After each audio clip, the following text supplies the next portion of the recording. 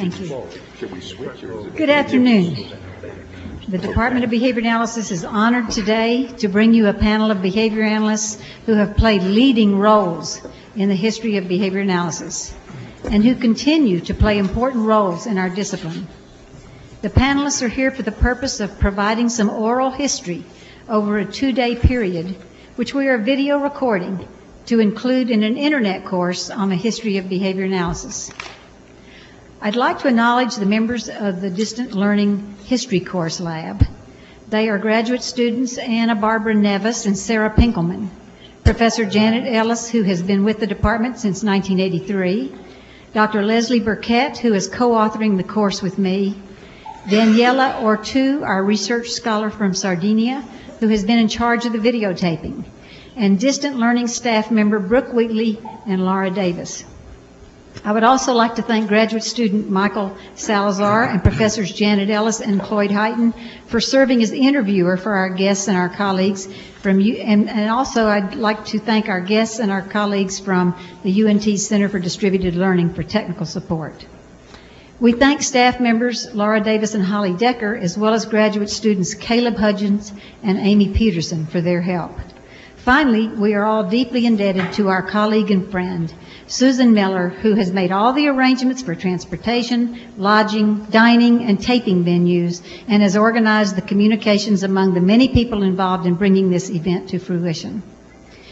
In a moment, I'll introduce the panelists briefly, because we want them to have as much time as possible to talk about their histories in behavior analysis. I will give brief introductions. Each panelist will make a approximately 15-minute presentation, and then I will ask them some questions. Well, I changed that. No, I won't. I'm going to wait until the end and ask them questions. If there is remaining time, we will take questions from the floor.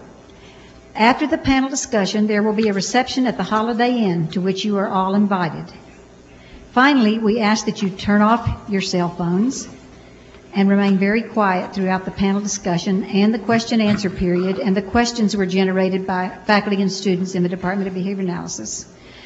We want the room very quiet so that we can capture all that our speakers have to say. So the speakers we have decided at the last minute the speakers will come to this podium to talk, so they will be able to see the slides as they talk, their own slides. So I'm going to introduce them one at a time, and then we'll introduce each one before their talk. I'm going to talk first very hard to talk briefly about Joe Brady. Okay.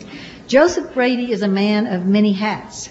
In a career of almost 60 years, Dr. Brady has led the charge into several frontiers of 20th century science, including behavioral pharmacology, animal and human performance in spaceflight, behavioral medicine, and behavioral neuroscience. Along the way, he has collected honors and awards from scientific societies, educational institutions, and governments, including the Distinguished Scientific Service Award from the Association for Behavior Analysis, the Distinguished Scientific Contribution Award from the American Psychological Association, and the Legion of Merit from the United States of America. Not satisfied with personally seeing to it that the behavioral side of things was represented in the interdisciplinary efforts of the 20th century, Joe Brady forges on to new frontiers in the 21st century as he continues to investigate motivation and performance of space travelers, as well as their group structure and function. Just in the last 10 years after his retirement, Dr. Brady has published 31 articles. He continues to serve as Professor of Behavioral Biology and Professor of Neuroscience at Johns Hopkins University School of Medicine. There, Joe mentors young scientists and shares his expertise with collaborators from many disciplines. And here's a secret. Joe and his wife Karen have a house in Ennis, Texas. So we are practically neighbors.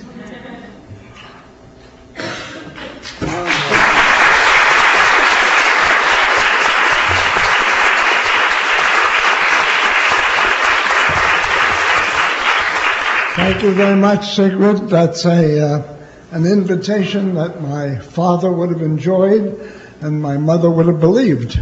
Okay, good. As Sig says, I've been in this business about 60 years now, And it started in 1948,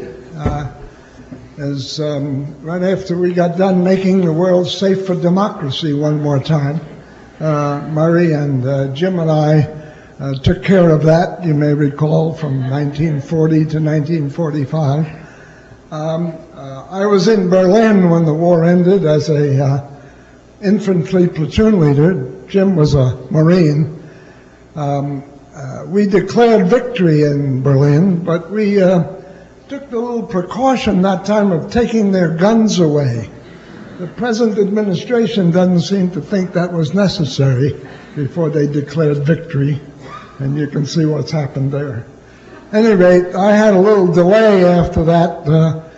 From Berlin, they sent me to Wiesbaden, Germany, and by the magic that only the United States Army can write, I was made the chief clinical psychologist of the European Command. And I served 2 years giving Rorschachs and TATs without having the foggiest idea what I was doing. In 1948, they sent me back to the University of Chicago to get retread and see if they could teach me something.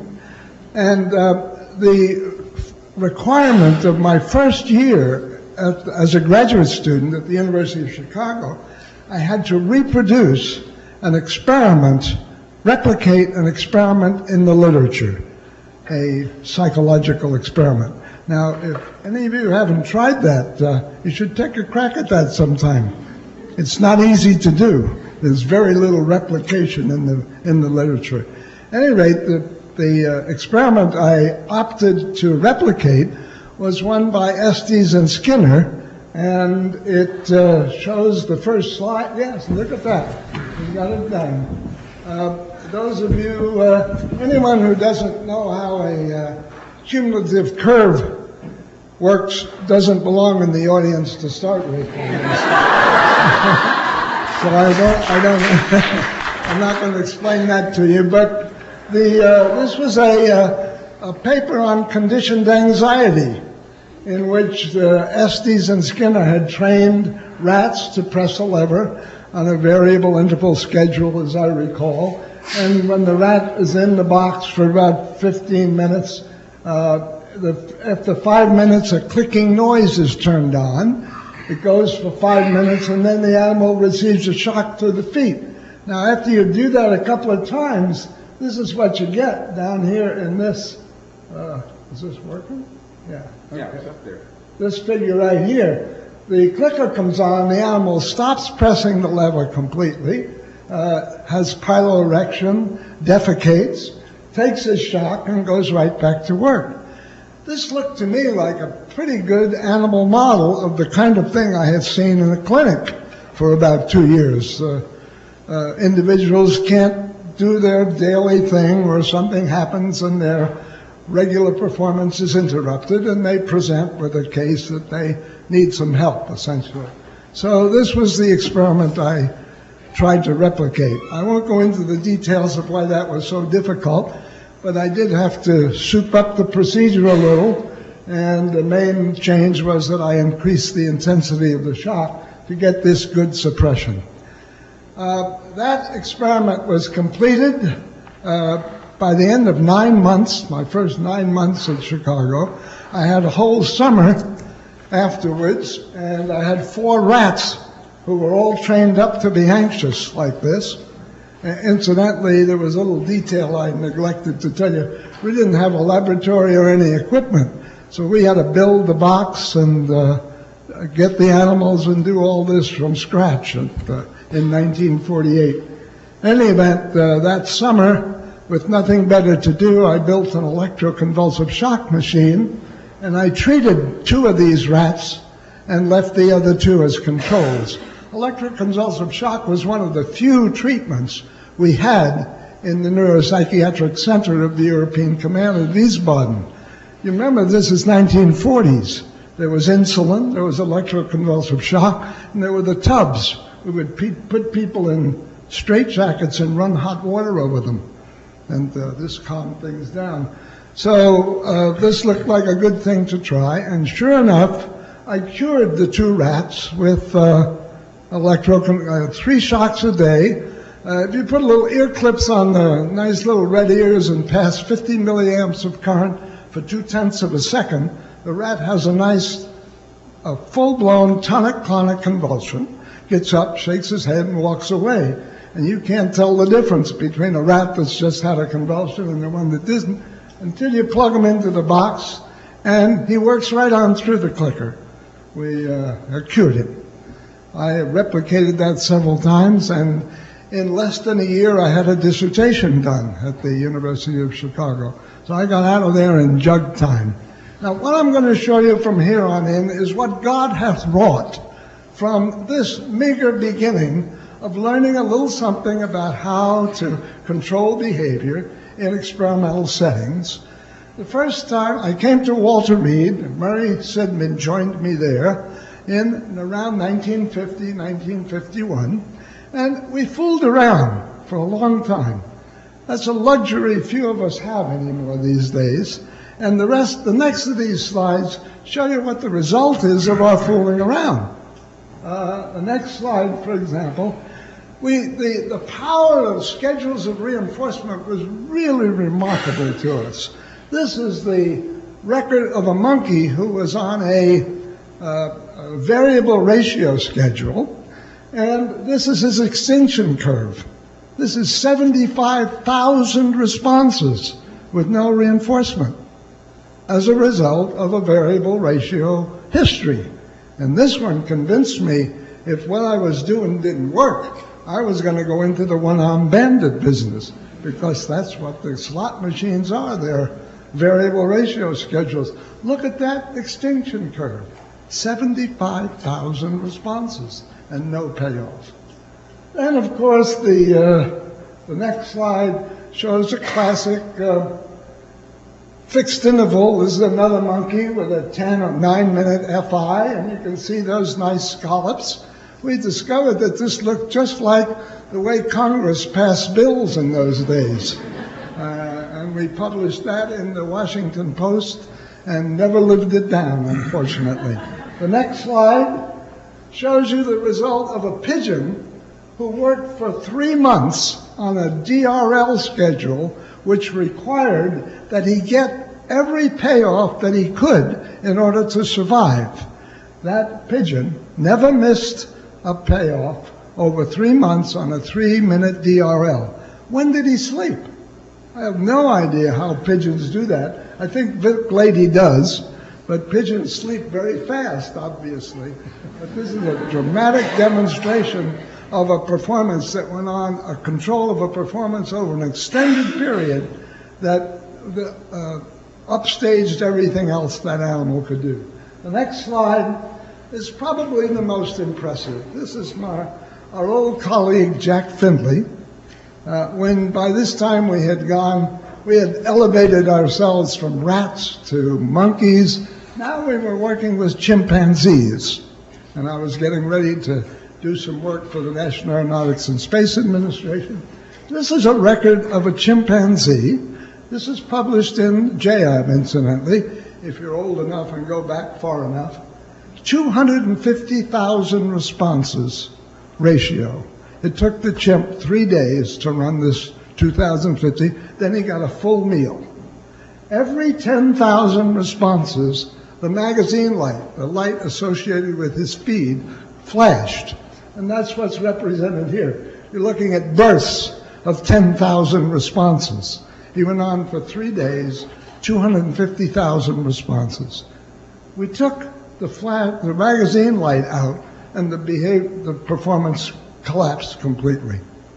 The power of a conditioned reinforcer, which was maintaining this performance. The food at the end, of course, was the ultimate payoff, but without the flash of the magazine light, after 10,000 responses, the chimpanzee quit.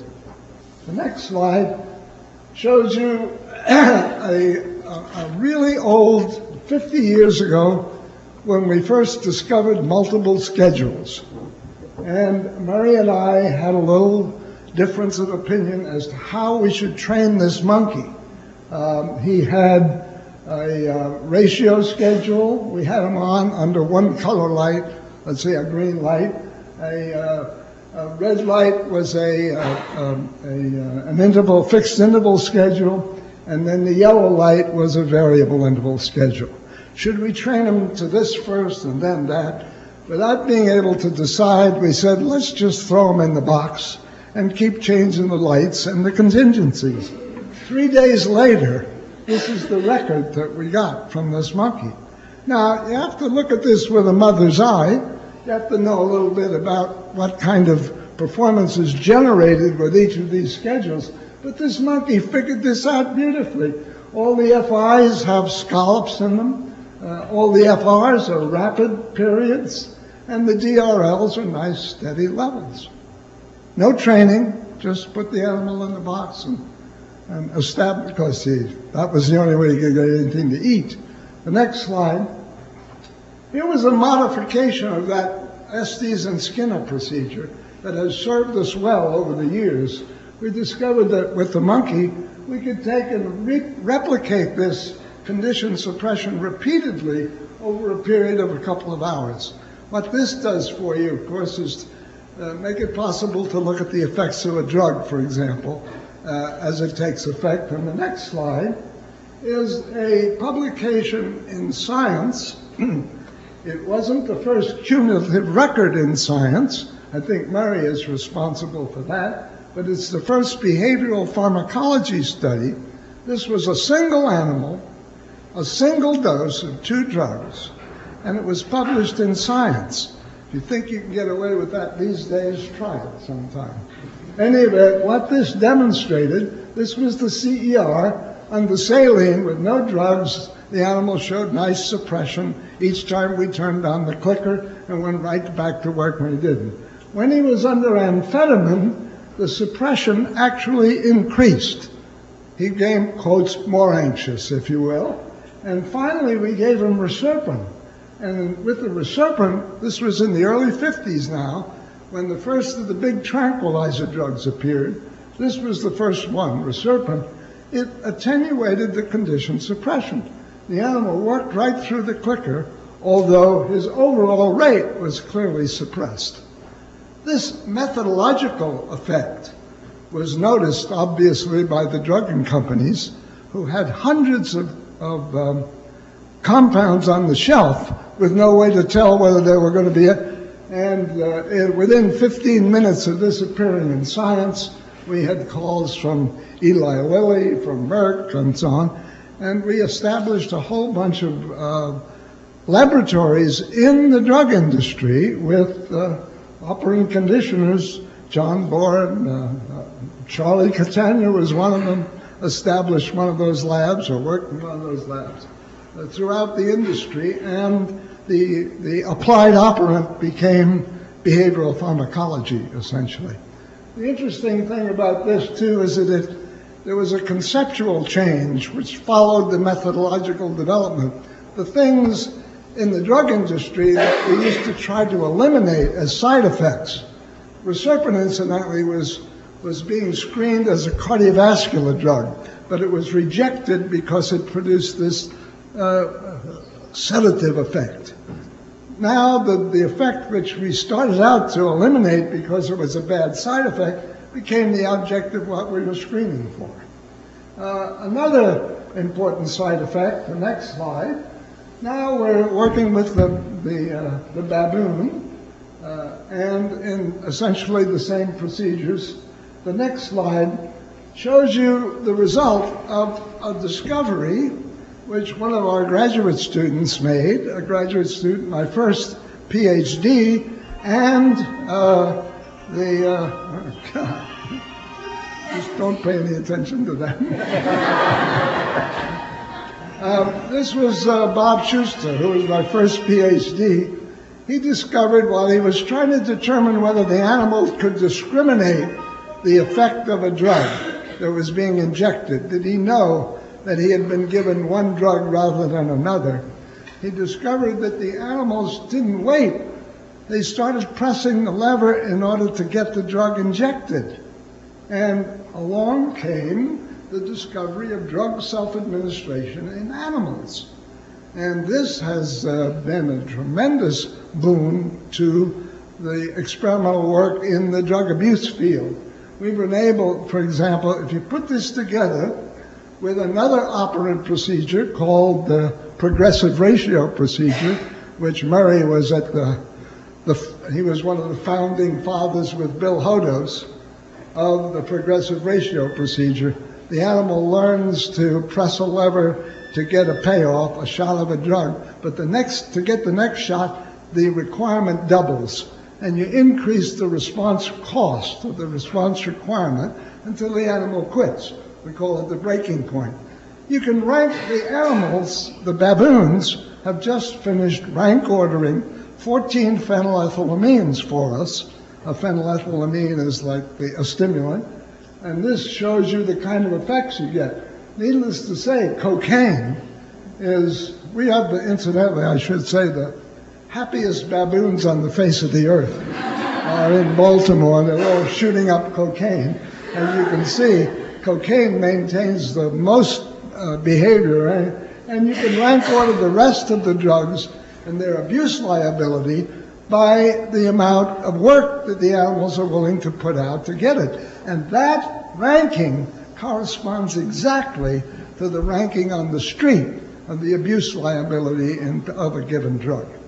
Incidentally, most of these drugs the stimulants are weight control, anorectic drugs, and the problem here, of course, is that people continue to take them long after they need to stop the weight control because they do have abuse liability. The next slide. This got us into, there hadn't been a new drug abuse treatment program in the city of Baltimore in 20 years. Everybody wants to go to heaven, but nobody wants to die. Everybody wanted drug abuse treatment, but not in their backyard. All the drug abusers are in their backyard, but if you put a treatment program there, you're going to ruin the neighborhood. And this has always puzzled me a bit. So we got the idea because in the drug abuse treatment field, in methadone, which is the most effective treatment for opiate abuse, you lose about 50% of your patients within the first 30 to 60 days. Why? They have to come every day, and if you have to take 2 trolley cars and a bus to get there, the behavior gets weak.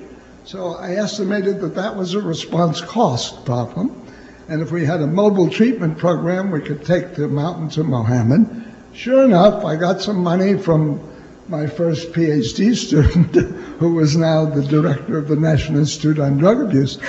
Be kind to your students and fellows. They can one day end up your boss. And I got $5 million, and we have now started a mobile drug abuse treatment program. I have 600 patients. We have the best retention record in the whole city of Baltimore because we take I had trouble finding a place to park. I had to talk to a lot of people, and they all said, "Oh, this is a great idea. Why don't you park it over there?" They didn't want the bus to stop on their corner until I got to the clergy in Baltimore. When you get a black clergyman in Baltimore to tell you can do something, you're home free. I told him I was doing the work of the Lord, and I now park these things in the churchyard, but never on Sunday. And we have very good effects. The next slide, we've gotten so high class, we've upgraded our vehicles. This is the latest one we just got for 600 patients. Next slide. Meanwhile, back at the ranch, while we were peacefully giving ulcers to executive monkeys, which some of you know, using M.Sidman avoidance, incidentally. This was perhaps the first yoke control experiment. I think this was Murray's idea as well. But these animals, you may recall if you've read, this was in the very first issue of JAD. As a matter of fact, this was published. These animals one animal is pressing a lever to keep a shock away on M.Sidman avoidance. The other animal is yoked so that every time the working animal fails, the control animal gets shocked, so that we have a control for the shock and the performance alone, and sure enough, it's the performance animal that came down with the peptic ulcers and so on. But while we were busy doing that, the next slide, The Russians, this is now in the middle 50s, you may remember this, they flew a dog. This is Laika. Laika, the little detail they forgot in their orbital shot that galvanized us all into the space business, they neglected to worry about life, keeping the dog alive, and the dog died, but they orbited a dead dog for 4 times, but they didn't tell us that the dog was dead. Well, this of course made everybody in this country feel that we were falling behind in the space business, and I had to recall the next slide from a gentleman that none of you are old enough to remember, but it's Werner von Braun. Werner von Braun I had some interaction with when I was in London on the way to Berlin.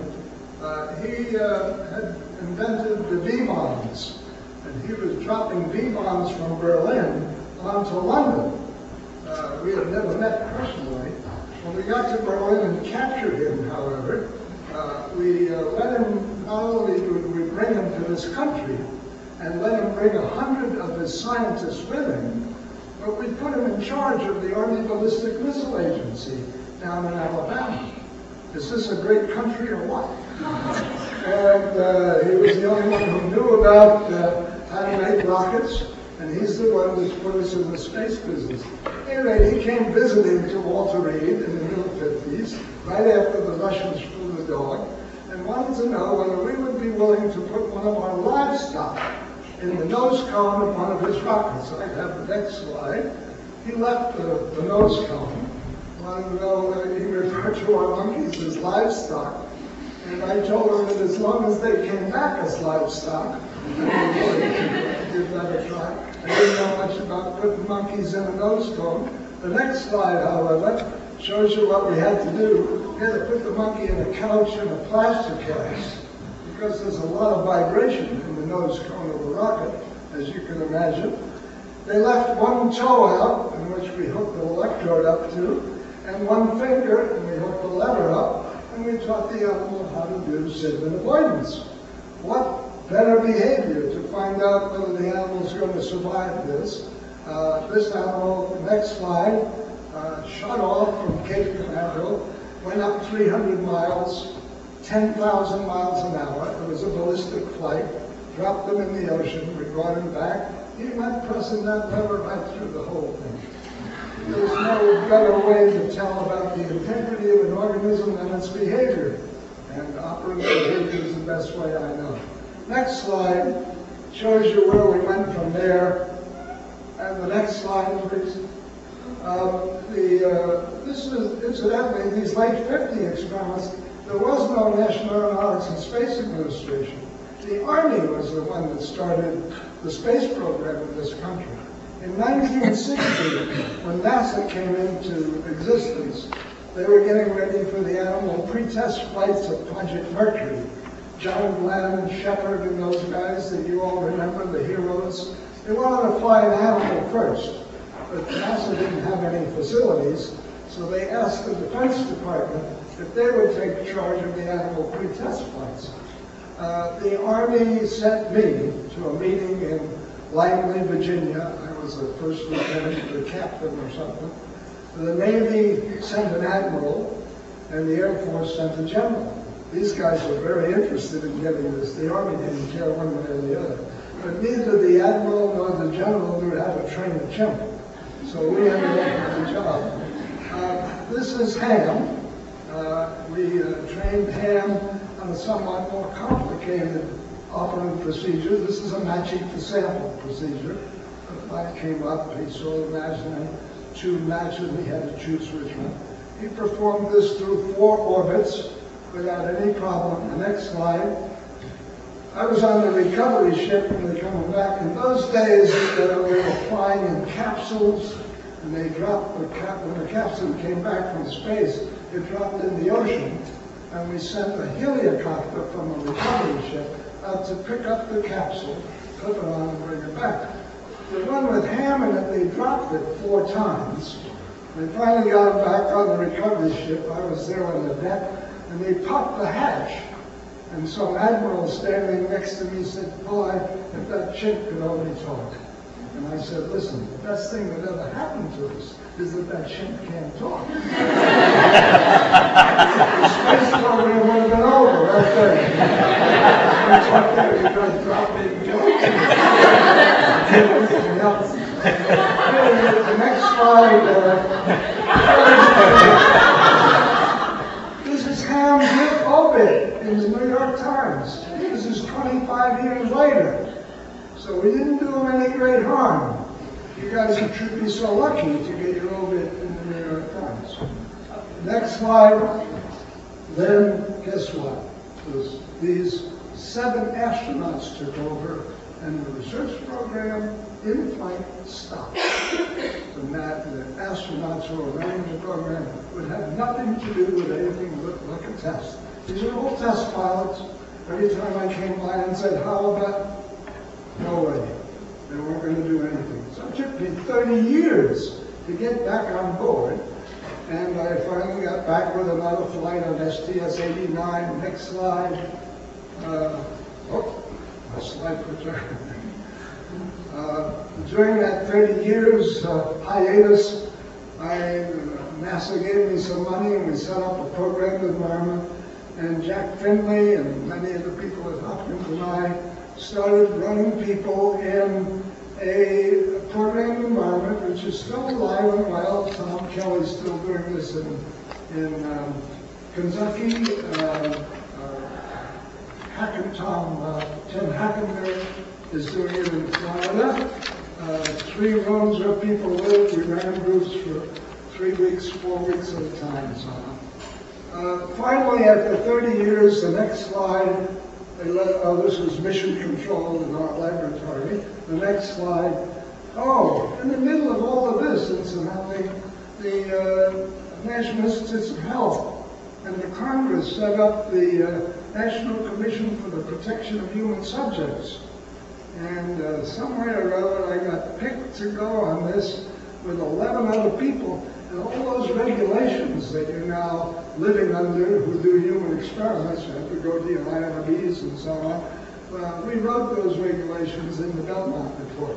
This was a 5-year labor of love that we did on weekends. Went through all the research, reviewed all the research in the country, and came up with the guidelines that are now being used in human ethics. I think I have exceeded my time. I think I'll quit right there, and there's about an hour and a half more of this.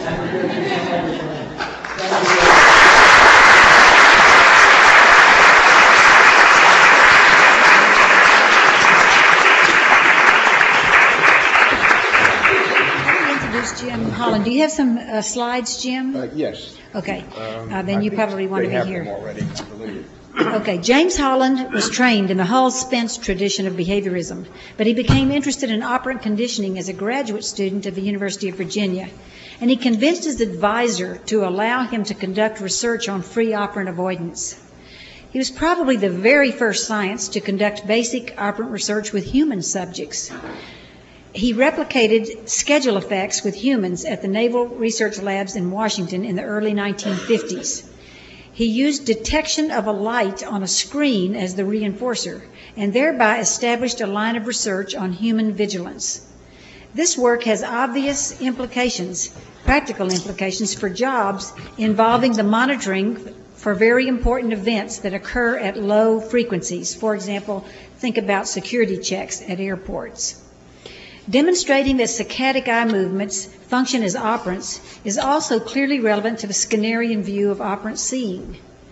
Now, when you hear the name Holland, you probably think Holland and Skinner, because in the late 1950s, Jim Holland was invited by B.F. Skinner to work with him in using the emerging technology of programmed instruction to teach a course at Harvard. They went on to develop the 1961 programmed text, The Analysis of Behavior, which remains available for students today, free of charge, on the website of the B.F. Skinner Foundation. Holland's work on programmed instruction resulted in an invitation to go to the University of Pittsburgh, where he remained until he retired recently, and now he's professor emeritus there. He's been politically active since the Vietnam War, which touched off his political. No, not really, because I read that he was interested in the McCarthy hearings when he was a student, and was paying close attention to those. Some of his most recent work he has argued for the application of operant principles to the solution of social problems. Jim and his wife Pam vacation in Florida every spring, where they kindly interrupted their vacation to join us here today.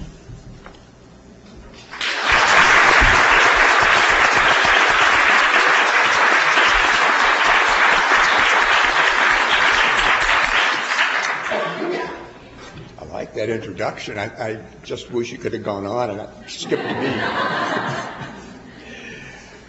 Well, there are two parts in my career. I will talk about both of them, but let me just sort of set them apart because they're quite different.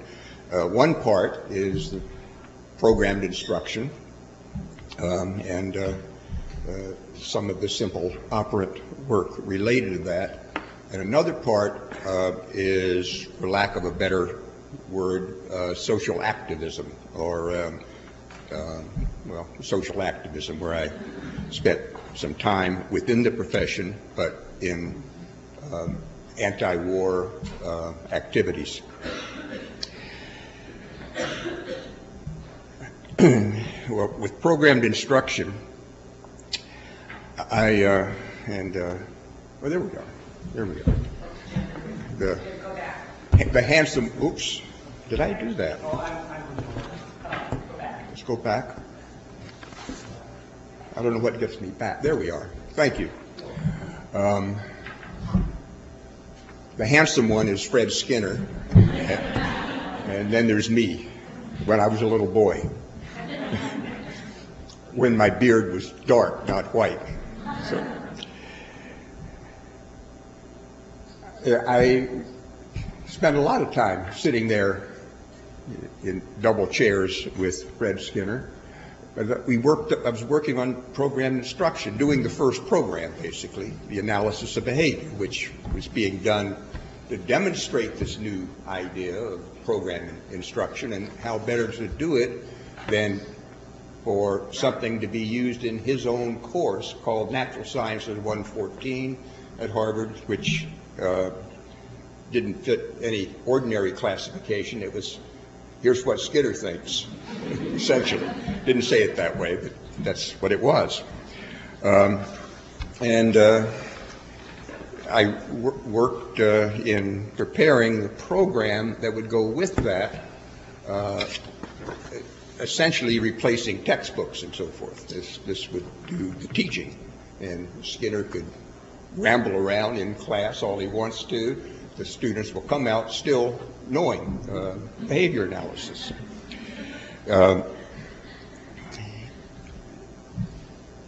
That shot we're still on here was me in a typical session talking with Fred about the last materials I had handed him, and we were editing and so forth. Well, this is we did all this pre-laptop computer, even pre-desktop computer. So this is what we had instead of a computer. We would prepare material. If you've seen the programs, many of you have, I'm sure, maybe some haven't. There'd be a sentence or two of textual material with a word left out, a key word left out, one that you had to, if you did it right, you had to have mastered what that item was teaching in order to be able to provide the answer. You would provide the answer by, oops, I got the wrong thing here. Can you back me up again? What gives me a spot of light? Top, that advanced me before. No, it didn't. Okay, thank you. Here's where the item would be read by the student. The student would write his response here. There's a lever here which he would raise. Raising the lever opened a little triangular window here that contained the correct answer. It also advanced his answer under a glass or a plexiglass area here, so it couldn't be changed. If he was right, he was to move this lever, which he had now elevated. He should move it to the right, which labeled his, by punching a little hole, labeled this as something he had called right. And it also, now we can move to the next slide, moved a little detent that is under that big disc area there, so that that item would not reappear. And he worked it, the student worked his way around all of those, all that area, which as I say was 29 questions. When he started through the second time, those questions that he had not indicated were correct on the first run would be repeated. And he would provide an answer again and repeat until he got them all right. But of course, we were programming the material, so he was really supposed to get it right in the first place. If he didn't, no mistake, I knew it was my fault because I had arranged the material. But the program was far from perfect, so we had some errors. Not too many, though.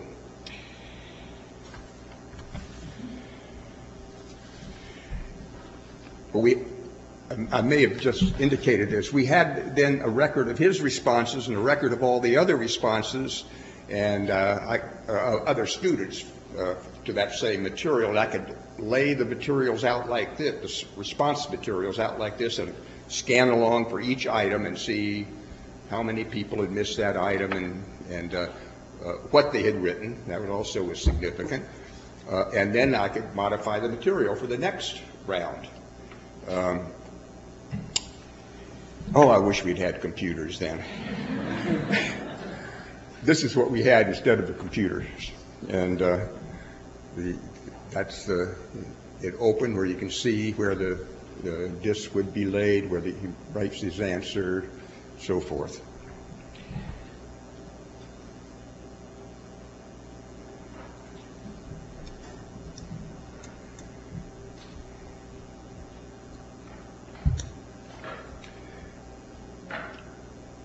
We did a number of other demonstration programs that would do short teaching segments on different kinds of material, and published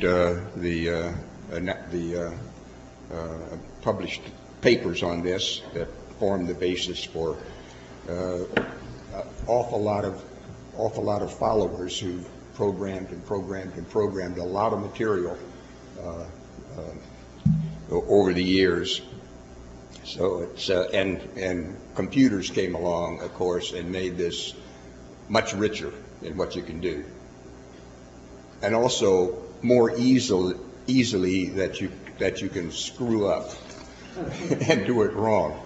The computers enable you to do a lot of things that if you ignore the behavior principles are not really useful, but used correctly, they're marvelously useful. And there are a lot of programs that are now called computer-assisted instruction, as you no doubt know, that basically have their origins in the old teaching machine device here, the primitive, very primitive thing. Kind of makes you wish you'd been born a decade later. The other piece of my activities is what came in the form of social analysis, along with a good bit of social activism as well, as I was horrified by what we were doing in Vietnam, and I began to devote a lot of energy in a kind of anti-war activity. But along with that,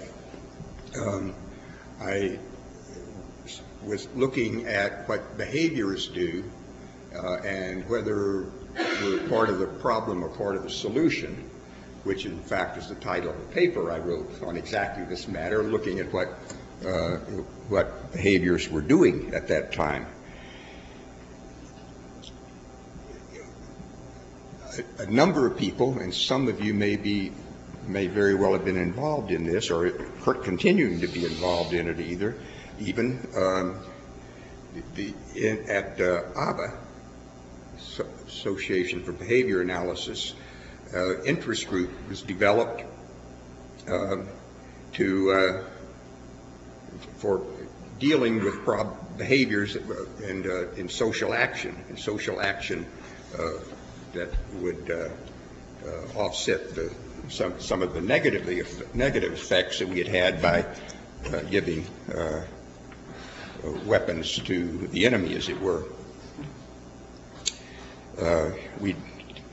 That group has been very active. I haven't been really much in touch with them for some time, but they're still active, behaviors for social action, and doing very good stuff. I read papers that from their site and applaud them, and feel guilty that I'm not doing more work with them. Along the way, the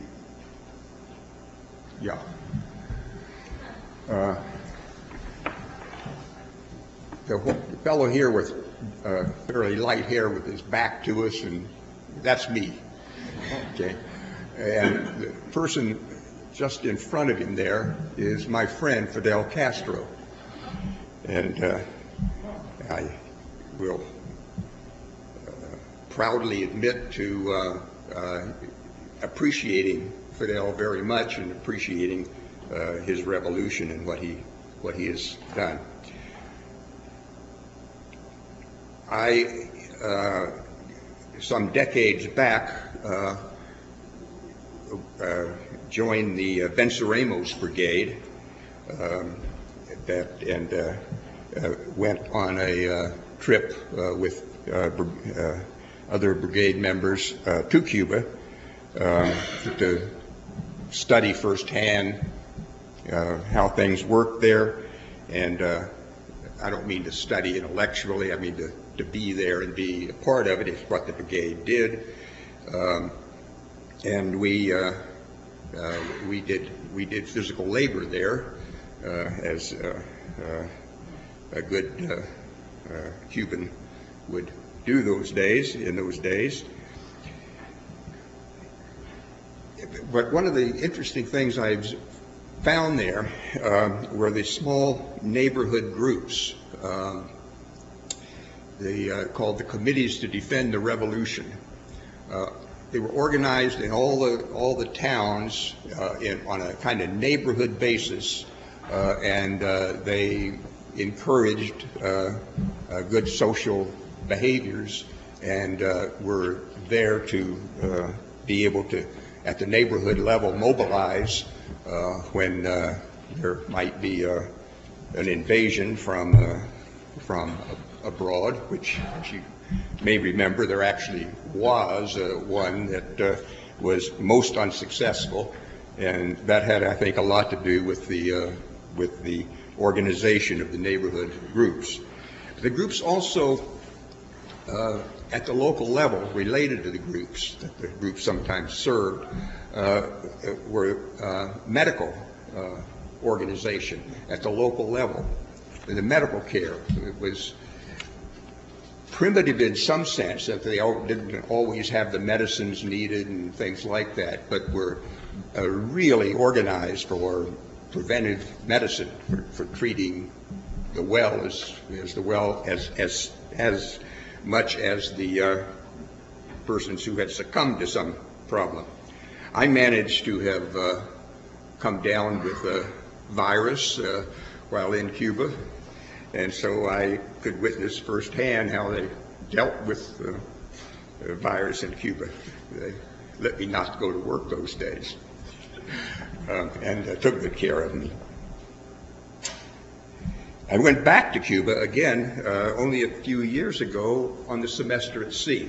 The semester at sea some of you may have heard of otherwise. It's a ship on which college courses are conducted.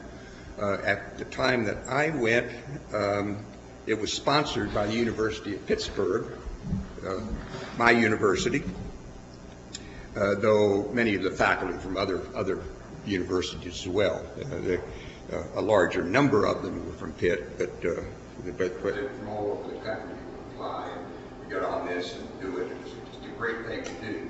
You work very hard while you were at sea because you taught courses at a more frequent schedule than you do normally. But in port, you would be in a given port, not like a cruise ship for a few hours, but you would be in port for several days, 3, 4, 5 days, and 10 ports of call, which is wonderful. One of the ports of call was Cuba. And I'd been to Cuba before. I admired what I saw in Cuba and so forth. But on the Venceremos Brigade, good official cover, I actually got to be Castro. This is the Venceremos Brigade. Oops, I keep thinking I got the point of view. That's me, as I pointed out before. Fellow to my immediate right is Jose Marino, who is a Cuban member of the faculty at the University of Pittsburgh at that time, who organized our group for going to Cuba. And the person just in front of me is my friend Fidel Castro. You can see he's talking. With Fidel, he talks a lot. I had some things I wanted to tell him. It was most difficult to tell him anything. And I had some papers I had written, which he handed off to the translator and said, "I'll have it translated." Sure. At any rate, there he is. He's talking. And quite a man. I have great admiration for Fidel Castro. It's just astounding that he's still alive. Though not by age. He is, in fact, is about 6 months older than me. But there are an awful lot of people that want him dead and have not been able to do anything about it. The other people around are from the ship. The dean of the college is one with a large man with a black coat on. Our physician is there at the other side. That was the trip.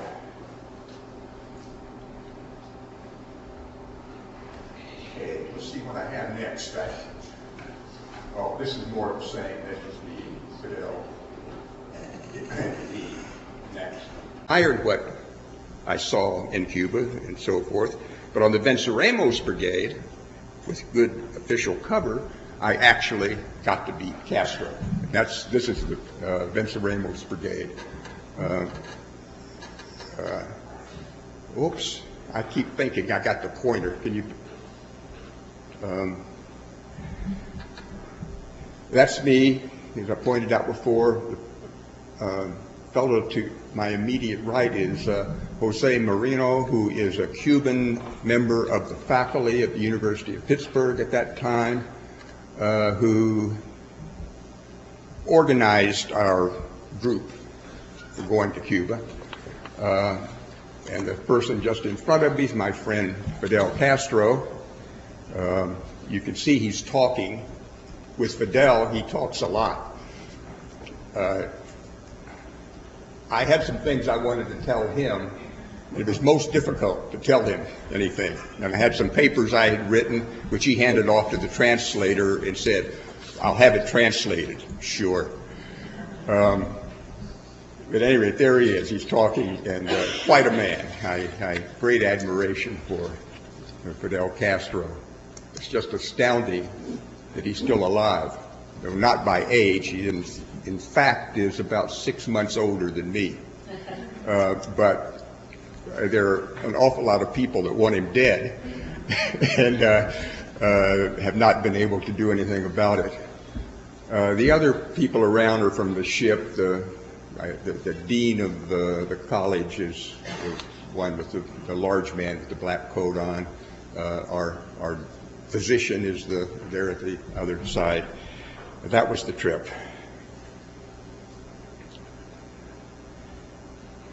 Okay, let's see what I have next. Oh, this is more of the same. That's just me, Fidel, and the dean. Next.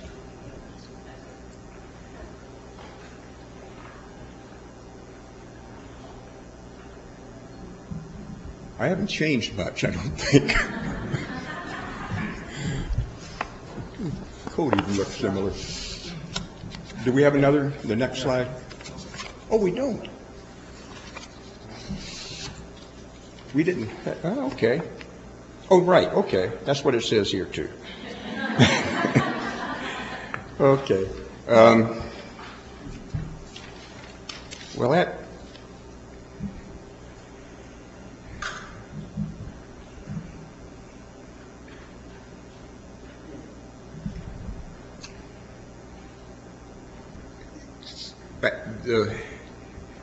I felt tremendous support over the years in behavior analysis and for working in behavior analysis. And ABBA, particularly, Association for Behavior Analysis, has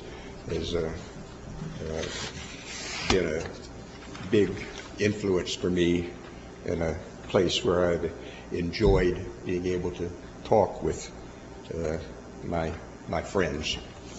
Thank you.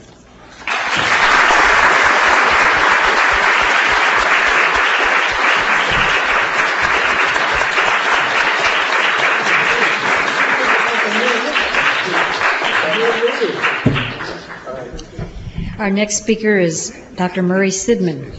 M.Sidman's well-deserved fame rests partly on the rare achievement of initiating two completely different lines of experimental research, each of which has led to research programs in laboratories all over the world.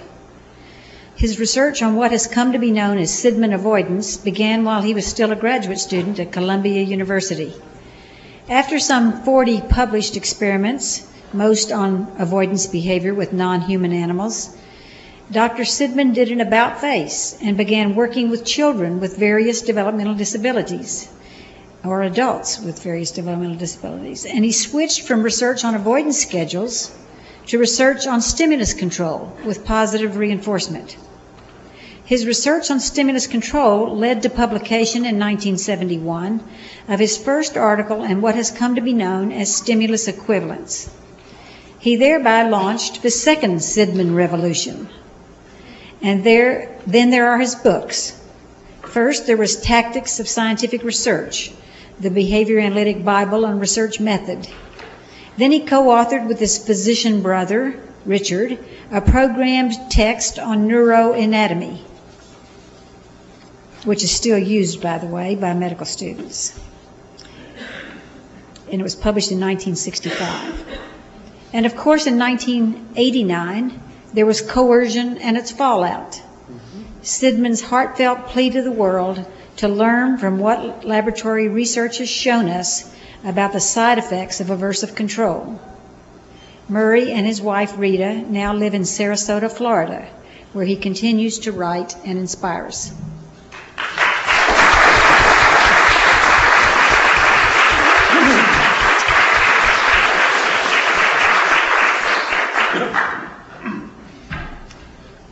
Thank you.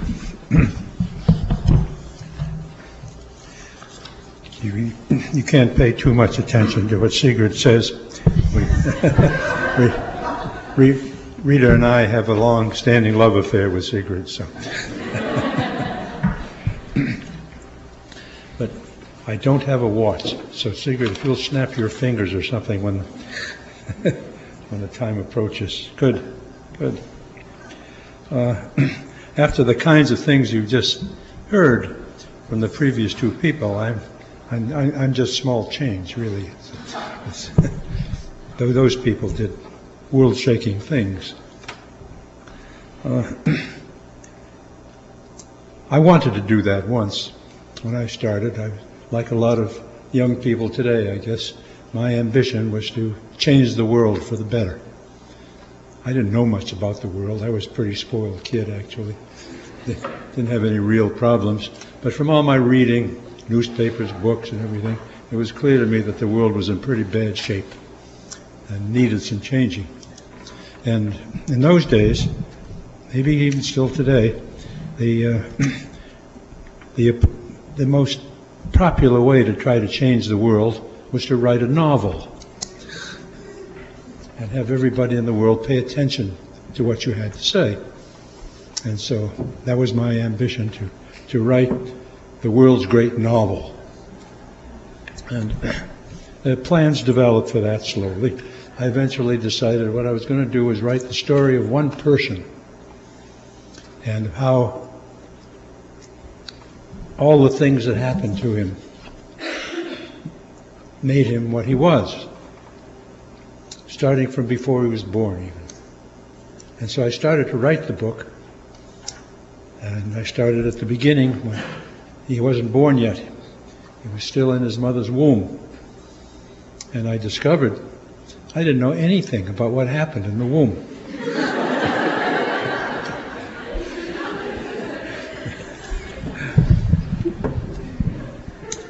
And so I started reading books. This was after I'd been in college, actually, for a few years, but I was out of it for a while doing other things, like saving the world for democracy.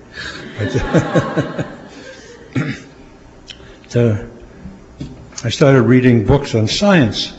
Now, I hadn't taken any science in college. I had to promise my high school math teacher I would never take a math course in college, and I got special permission from the dean of Columbia College at that time to go through without taking the required math courses, the required science courses.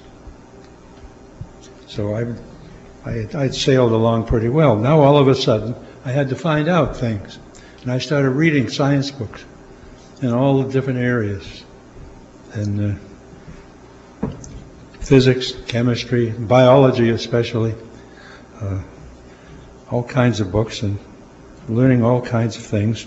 And one of the things I learned, I forget the name of the man who influenced me so much now, but I learned that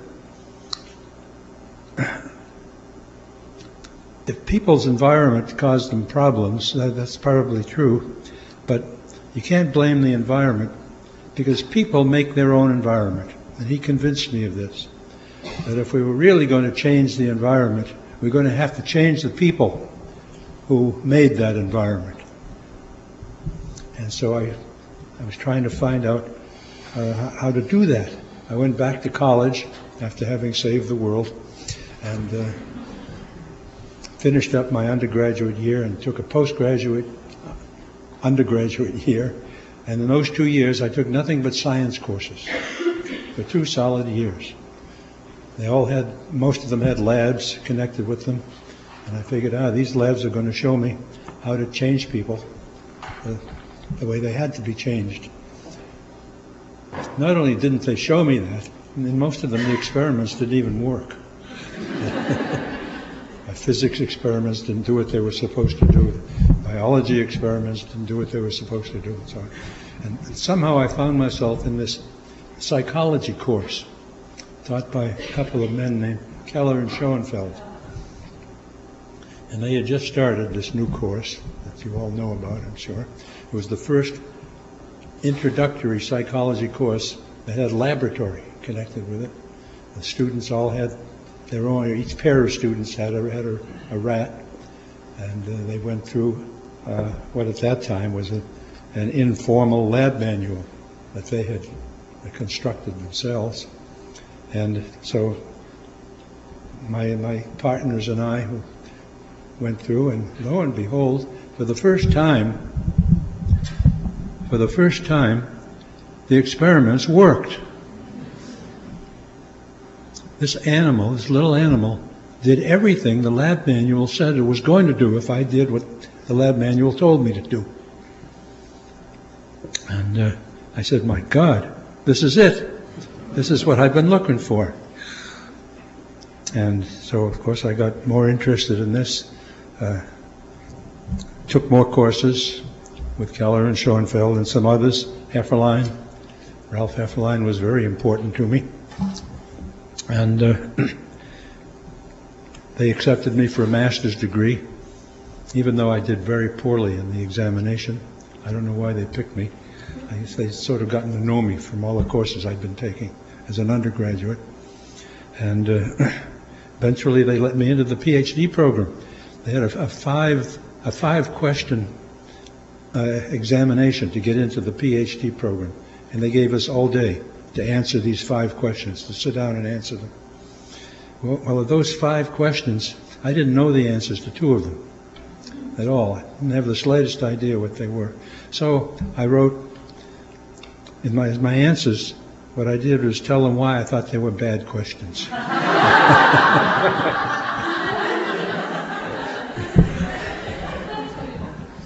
Well, they let me into the program.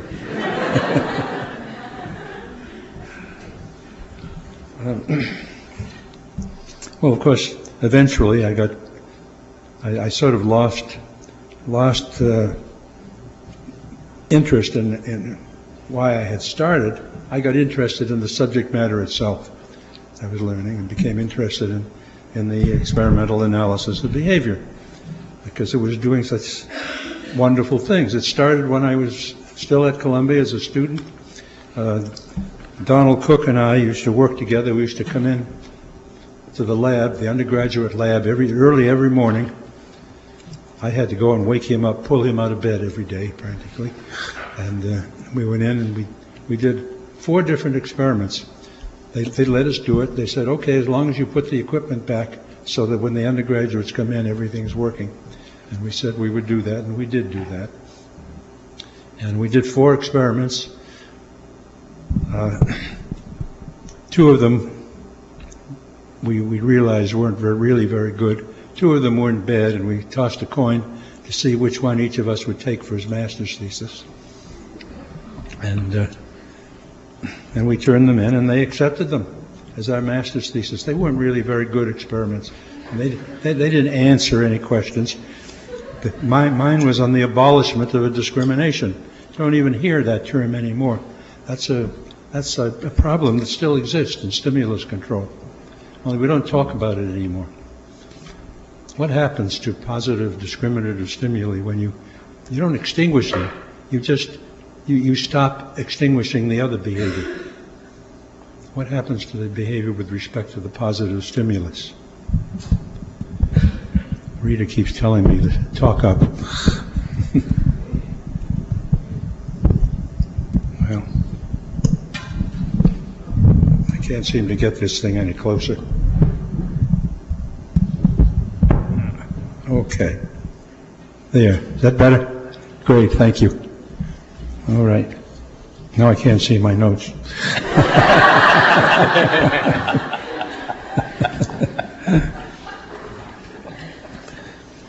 Well, they accepted this as my master's thesis. All I did was turn in some pieces of paper with the data and explanation of what I did. I never turned in a proposal to do this for my master's degree or anything. At Columbia, they were very good this way. They let us free to do the things we like to do. And that's another thing that doesn't happen too much these days. Graduate students don't have that kind of freedom. For the most part, they have to do things that will help their sponsors get their grants renewed, and not just do anything that they happen to be interested in. I think that's not quite so true here. It's one of the reasons I liked it here. The same thing happened with my PhD thesis. I read Nat Schoenfeld's article, an article called Anxiety, in a book of other articles, and I reasoned from what he said, you ought to be able to condition avoidance behavior without presenting any warning signal. His notion, we used to call it the toothpaste tube theory of avoidance behavior. That is, when you present shocks, everything the animal does eventually gets shocked, except the behavior that you've picked is the avoidance response. That's the only one that never gets shocked.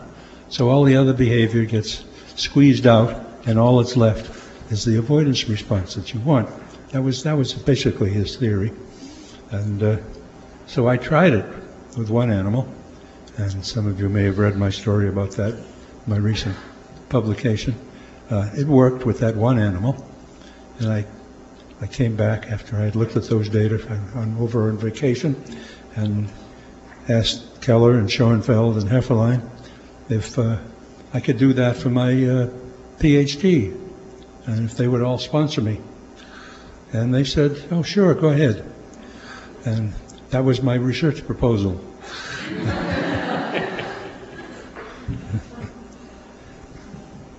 So obviously I enjoyed my student years. Yeah. And I think that's kind of important.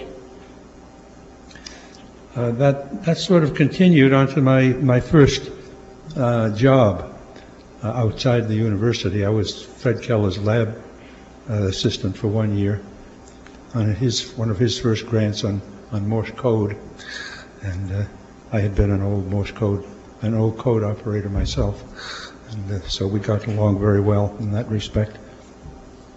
The first job, the jobs were very scarce in those days, by the way. And when Joe Brady showed up one day looking for a student of Nat Schoenfeld's to hire at Walter Reed for the new department he was setting up, jumped at the chance. I said to everybody, well, when they asked me what kind of a job I was taking, I said, well, it's a civil service job, and it probably won't last very long. I'll find something better. Joe got me there, incidentally. What he did, with a civil service job, he had to go through the whole list of people who had applied, psychologists who had applied for civil service jobs, and examine each one of them before he could get to me.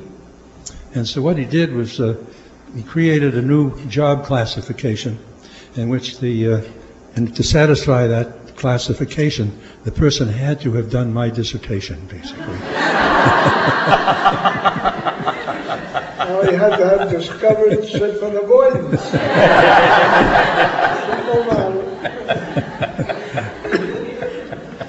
Well, that turned out to be the best job I ever had, actually. And it was an incredible group of people. It was probably the greatest multidisciplinary group in our field, at least, that has ever existed. And I learned so much there, not behavior analysis, but how behavior analysis might be related to important things in the rest of the world. This was a group of people, each of whom knew for sure that what he was doing was the most important thing in the world. And that's very important. I think that's probably when I eventually went into teaching. I was lecturing to these in the undergraduate course, the first course. I think that's the main thing I taught them. These were kids, a lot of them in Boston at Northeastern University, who were the first in their families to go to college, for the most part. And I think what I taught them was that there are very strange people in the world, people who were interested in the kinds of things I was interested in, to the obvious exclusion of everything else. And they had never seen people like that before.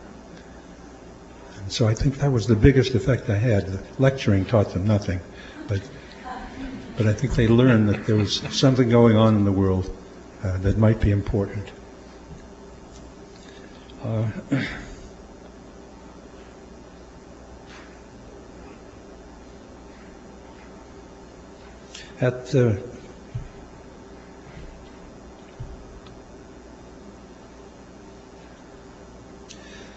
One of the things I learned in the research I was doing, starting at Walter Reed, continuing the avoidance research, I had intended that clearly to me that those original experiments were bringing aversively controlled behavior into the operant system. And my ambition was to write the aversive control analogy to the behavior of organisms. And I never did that. I did eventually write a chapter in a book in which I summarized all the work I had done, and that probably really was enough. A book couldn't have done it any better. I discovered a very important principle. I had been digging and digging and digging into avoidance behavior and related questions, and it soon became apparent to me that the more you become specialized, it's contrary to everything people tell you, the more you become specialized, it turns out, the more you realize that everything you find out is connected to everything else in the world. And you only find that out by specializing and getting to know what you've been interested in well enough to realize it's connected, it's not separated from other things. And I was able to continue that, and I became interested in other kinds of things. And it also turned out that Joe told me one day that, you know, I'm sorry to tell you this, and I don't know what you're going to do about it, he said, but it turns out there's something in your record, in the something department or other, that's going to keep you from getting promoted. And that's all. He just told me that. And he didn't tell me how he found out or how he knew it or anything like that. And the only thing I could think of was that when I was interested in writing, I used to write stories and send them off to magazines and contests trying to win prizes. And the only prize I ever won was an honorable mention for a story, an honorable mention in a contest that was run by the New York Daily Worker, a communist newspaper in New York. That's the only thing that could have been in my record that made them We say. lived through the McCarthy area, Murray. That's right. We've been through that. That's right. That's right. And this was something that nobody could do anything about at the time. It was before we had access to our own files. When we eventually did get access to our own files, I wasn't interested anymore. I didn't care, so I never did. So eventually I left Walter Reed, as I say, which was the best job I ever had, really. Never matched. And I went to Mass General Hospital, where my brother was involved in the neurology service. And that's where I met Rita. And so that was one of the best moves I ever made. And there I became concerned with working with people who had had strokes and couldn't communicate anymore. And the chief of neurology there, oh dear, well, it doesn't matter what his name was. When it's late in the afternoon, I get anomia. That's, and this is starting to be that time. Thank you, dear. Ray Adams. My flash memory is over here.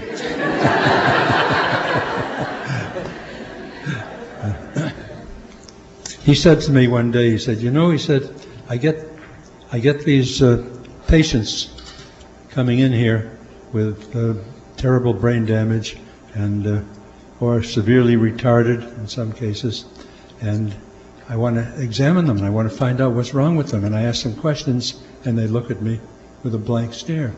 They don't know what I'm saying to them. He said, how do I communicate with these people? That was a wonderful question. And that's what started me off on matching the sample procedures, nonverbal procedures to communicate with these people. Present words to them and present comparisons, say what pictures go with these words. They pick them. I gave them pennies, nickels for reinforcers, and some of them were relatively elderly men. They said some of them could speak enough to say, I don't want the pennies. I would say, take them for your grandchildren, and because everybody had to get the same reinforcers. Otherwise, what I was doing, had too much variability. So, so I got involved with those people. I think the main reason that research is not very well known among behavior analysts is that I never got to the point where I tried to use my analyses of their behavior to do something about their behavior. And so people who think that applied behavior analysis is something separate from basic research, they're wrong. This was basic research that never got recognized because it didn't get applied. And that taught me a lesson I've strongly believed ever since. It's really applied work that makes basic research worthwhile to the rest of the world. And that's why the rest of the world supports basic research. And basic researchers, I think, had better, in behavior analysis, had better pay attention to that. All of their grants are going to dry up. Well, I saw my signal that I'm just about through, and so I can't take you through my career at Mass General, my work on equivalence relations, which many of you probably know better than I do anyway. So I'll end there. Thank you.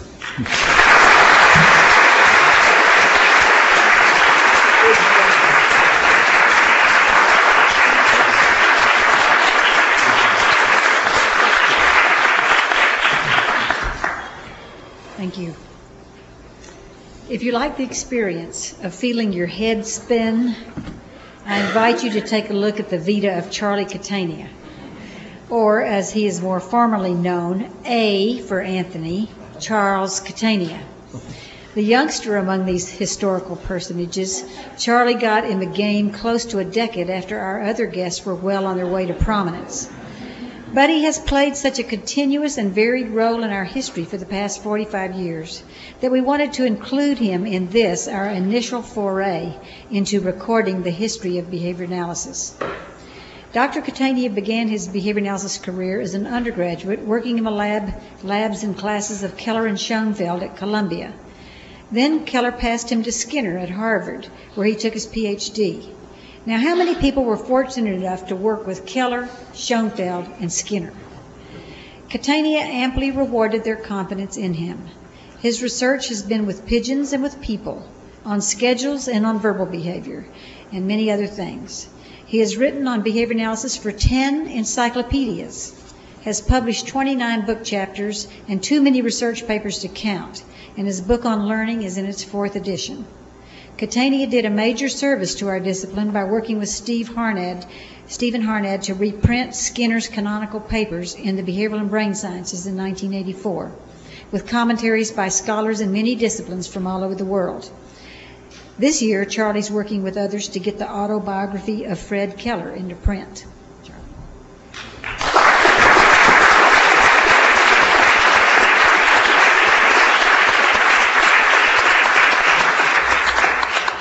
Murray said he had a tough act to follow.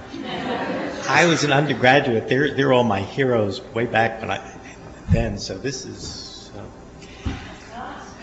special.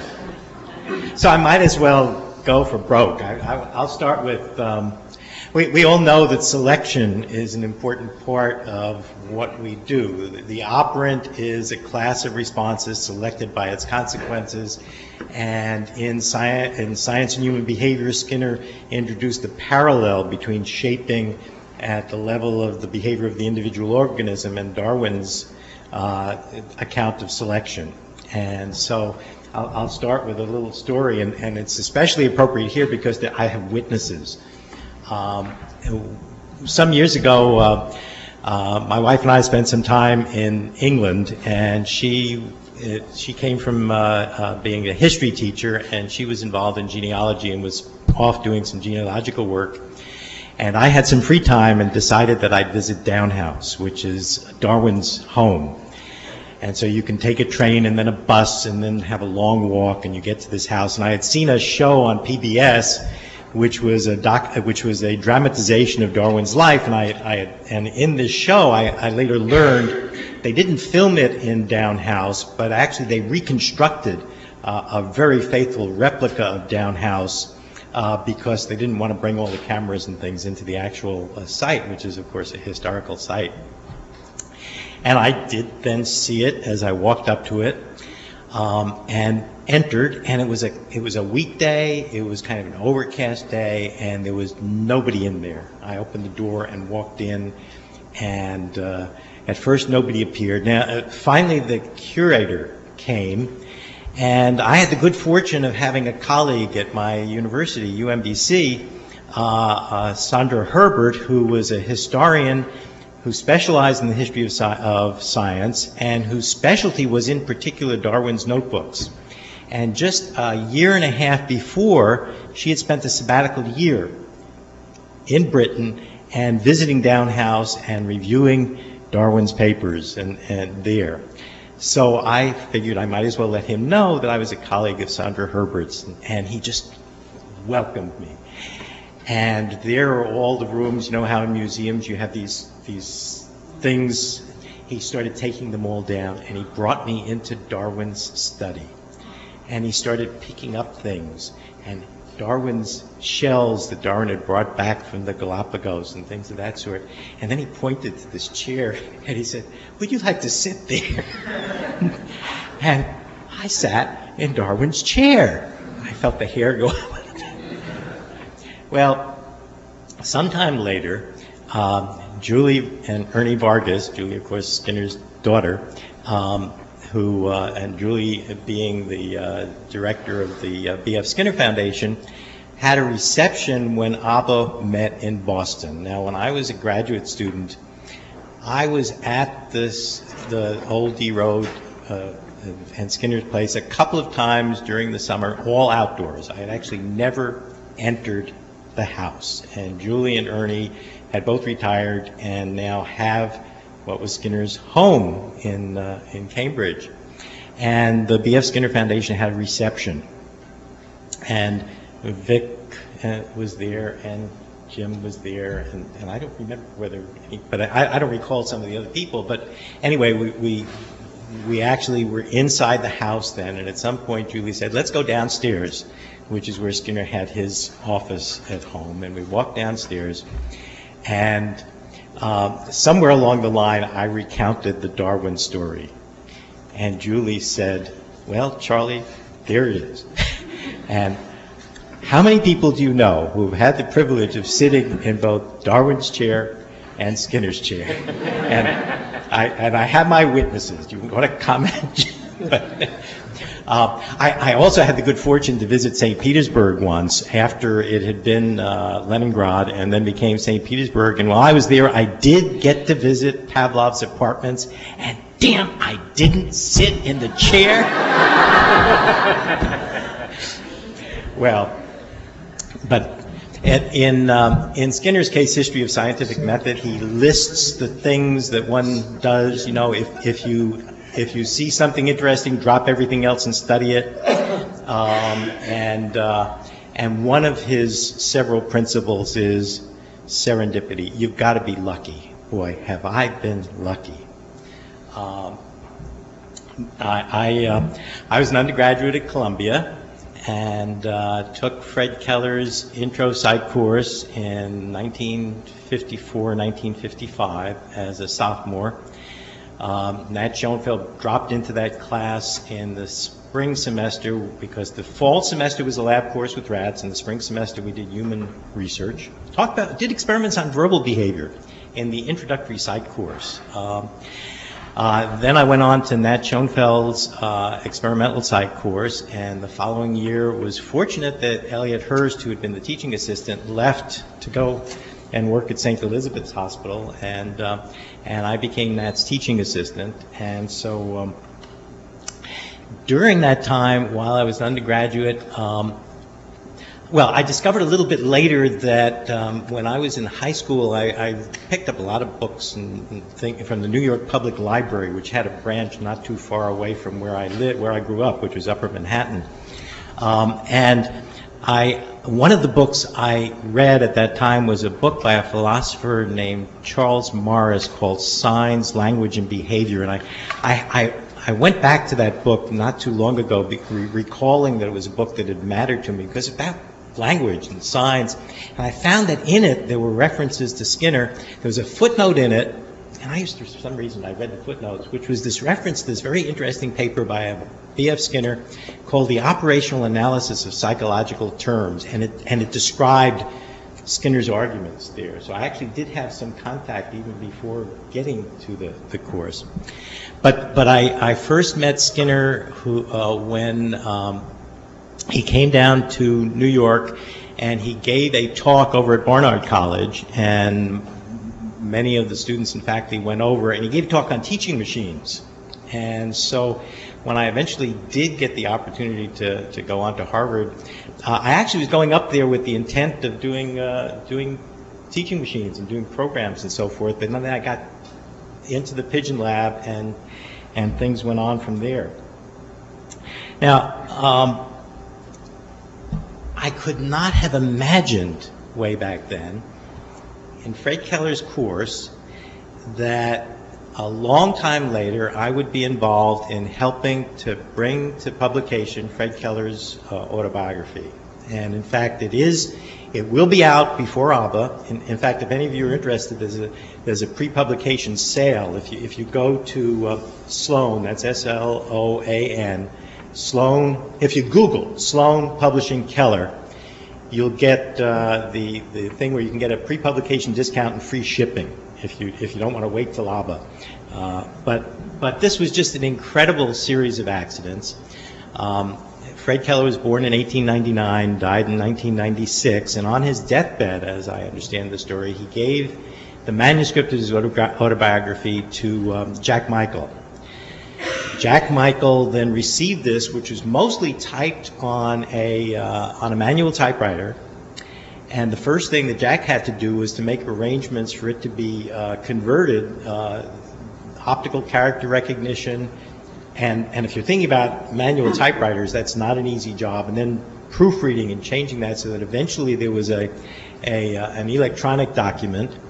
And then trying to get publishers, and the problem was that it was a fairly long manuscript, roughly 1,050 pages, and the publishers who Jack was able to contact, as I understand it at the time, really wanted something about a third that length.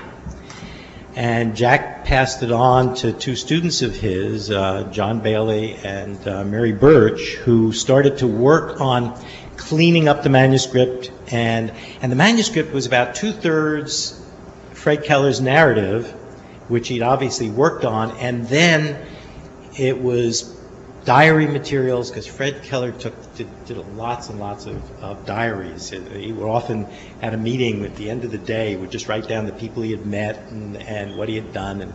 And so as one gets through the manuscript, by the very end, it's nothing but diary entries. And it essentially ends in 1977. And so there are many years after that in which there's nothing of Keller's account. I had heard about the autobiography and made inquiry, and eventually was in touch with John Keller because I was concerned, having heard that it was going to be so abbreviated, that I was encouraging them to be sure that it would be deposited in the Keller archives.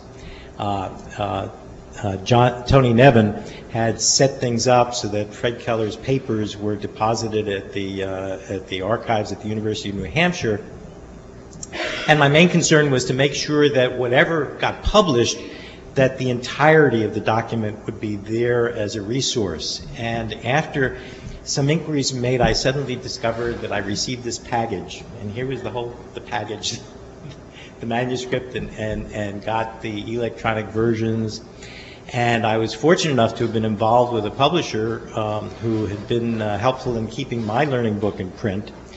And when he heard about this abbreviated one, he said, well, why don't you let them know that I'm willing to publish a book that is as long as it has to be.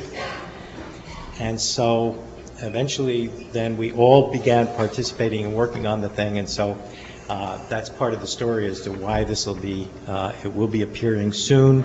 There's a pretty good chance that Frances Keller will be at ABBA also. She'll be 95, or she is 95, so it's nice to be able to do that. We have a few Oh, well, we toasted Fred Keller yesterday. And this is, I presume this is where this picture comes from. I hadn't seen this one before. So this was a toast to Fred Keller, because one of the things about Fred Keller, which was endearing, was that he liked happy hour.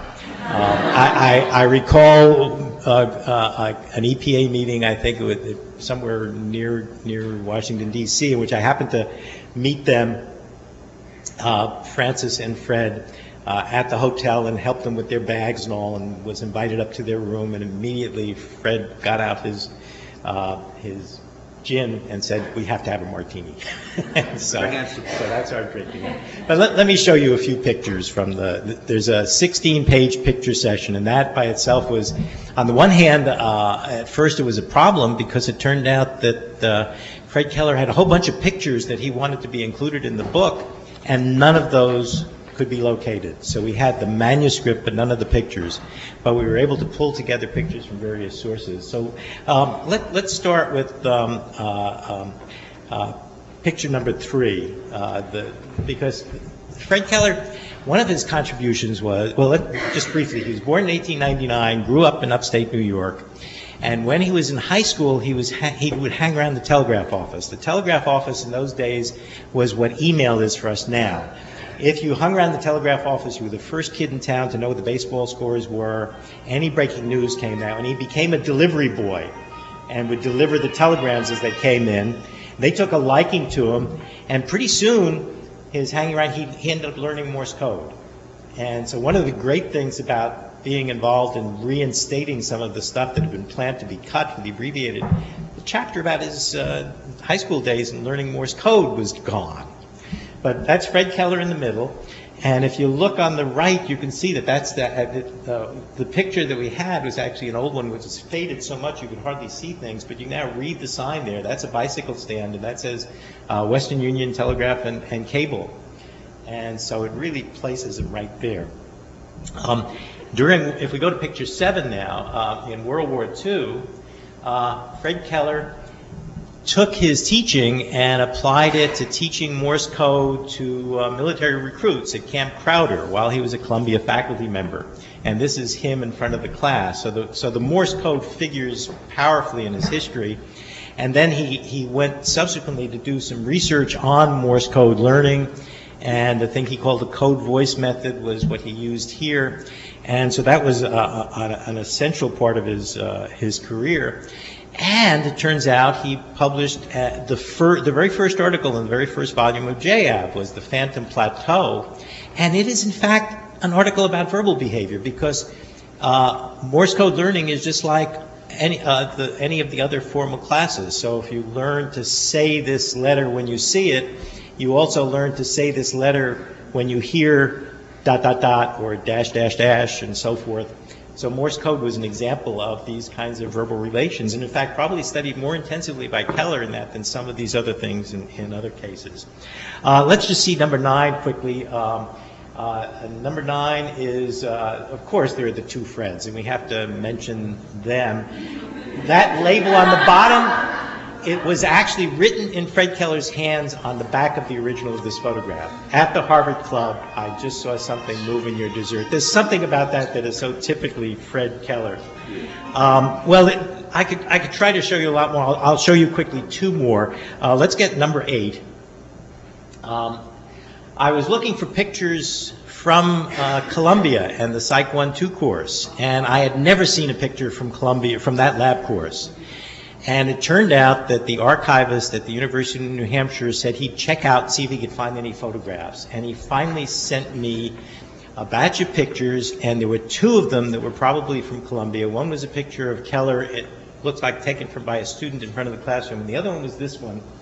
And when I looked at that picture, I nearly fell out of my chair, because if you read the caption there, That's Nat Schoenfeld in profile on the left, and a teaching assistant who is not familiar to me. But that's got to be the spring semester of the Psych 1-2 course. And that's Fred Keller facing away from the camera on the right, and I think the student he's talking to is me. And I don't remember pictures being taken. My brother is not sure it looks like me. I sent it to a couple of friends of mine who think it is, and I'm wearing a tie there. I mean, that's a little bit funny. But I did occasionally wear a tie because the class was usually on weekends, and I was an undergraduate, and we'd often do things on weekends. So anyway, that's and then finally, let's look at number 14. This is Fred Keller on the left. He was given. This is a picture that comes from Brazil. We were able to get a number of pictures from Brazil, and if you can see, he was an undergraduate at Tufts. He then went to Harvard for his PhD, and then his first academic job was at Colgate, then Harvard, and so forth. And those are all of his academic affiliations on that shirt, which was apparently made for him. And he had written Pedagog's Progress, and so I thought calling him somehow the peripatetic pedagogue sounded right to me, but I figured I'd better look the word up. Peripatetic means a person who wanders around from place to place and teaches. What could be better? So, well, and that's also Fred with Ellie Reese. There is so many other people we could mention too. Let me just close with one last one, and especially since we're here, and that was when I was an undergraduate at Columbia and we had heard about verbal stuff. I spent some of my time during my summers working in the New York City hospital system to make some extra money, pay my tuition and so forth. I worked some summers in Harlem Hospital, some summers at a hospital. There was a new one in New York City, which had a psychiatric ward on it. I worked in that psychiatric ward, and I had been hearing about shaping. And so I had the opportunity some of the time on the ward to spend lots of time with particular patients. And there was this one guy who's late teens, early 20s, who was mainly talking word salad. And so I would sometimes spend 20 minutes there and just nod occasionally whenever he said something in first person. So as long as his sentence included I or me, then I listened enthusiastically, and otherwise I just sort of stared at the wall. Within a couple of weeks, he was telling me all kinds of things about himself. The psychiatrist had nothing from him. And I knew verbal shaping worked back then. And for me, one of the great moments was meeting at an ABBA meeting, meeting Joel Greenspoon, who I think you folks all know and appreciate, and just having a marvelous time hearing from him about his early experiments on verbal shaping, the trouble he had publishing it. And there were all kinds of other people we could mention, and we've left out so many, but it's just been, I've really been lucky, and thank you. Thanks to you guys.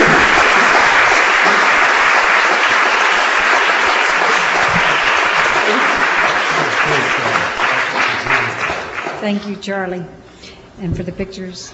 Vic Laties is our last speaker, and his illustrious career in behavior analysis represents a multifaceted repertoire that has earned him the unparalleled distinction of having been presented twice with the Award for Distinguished Service to Behavior Analysis, once by the Association for Behavior Analysis, and then again by the Society for the Advancement of Behavior Analysis, that's SABA.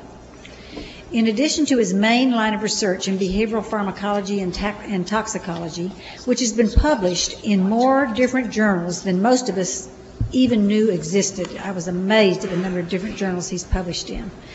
He has conducted experimental analysis in addition to the pharmacology and toxicology on pain control, concurrent schedules, observing behavior, behavioral thermoregulation, response cost, and risk assessment, and that's just naming a few of them. While carving out this remarkable scientific career, Dr. Laties has served since 1966, that's more than 40 years, right? Yes. As Secretary-Treasurer of the Society for the Experimental Analysis of Behavior, SAAB. In that capacity, he maintained and improved the financial health of the field's flagship journals, the Journal of Experimental Analysis of Behavior, and the Journal of Applied Behavior Analysis. He has also been responsible for the development and maintenance of the website for the two SAAB journals. He's Professor Emeritus of Environmental Medicine at the University of Rochester at Medical Center, University of Rochester Medical Center. Vic.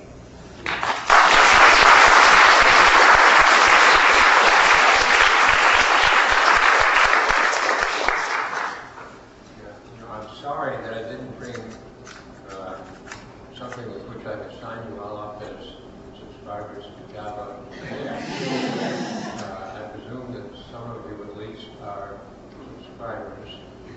I hesitate to add you to add raise your hands or anything else, but I certainly would urge you to subscribe. It's only $15 for a student, $30 if you're a professor. There's a combination rate of $50 if you're a professor, only $25 if you're a student. It is good to subscribe to JAB and JAMA. And now for something completely different.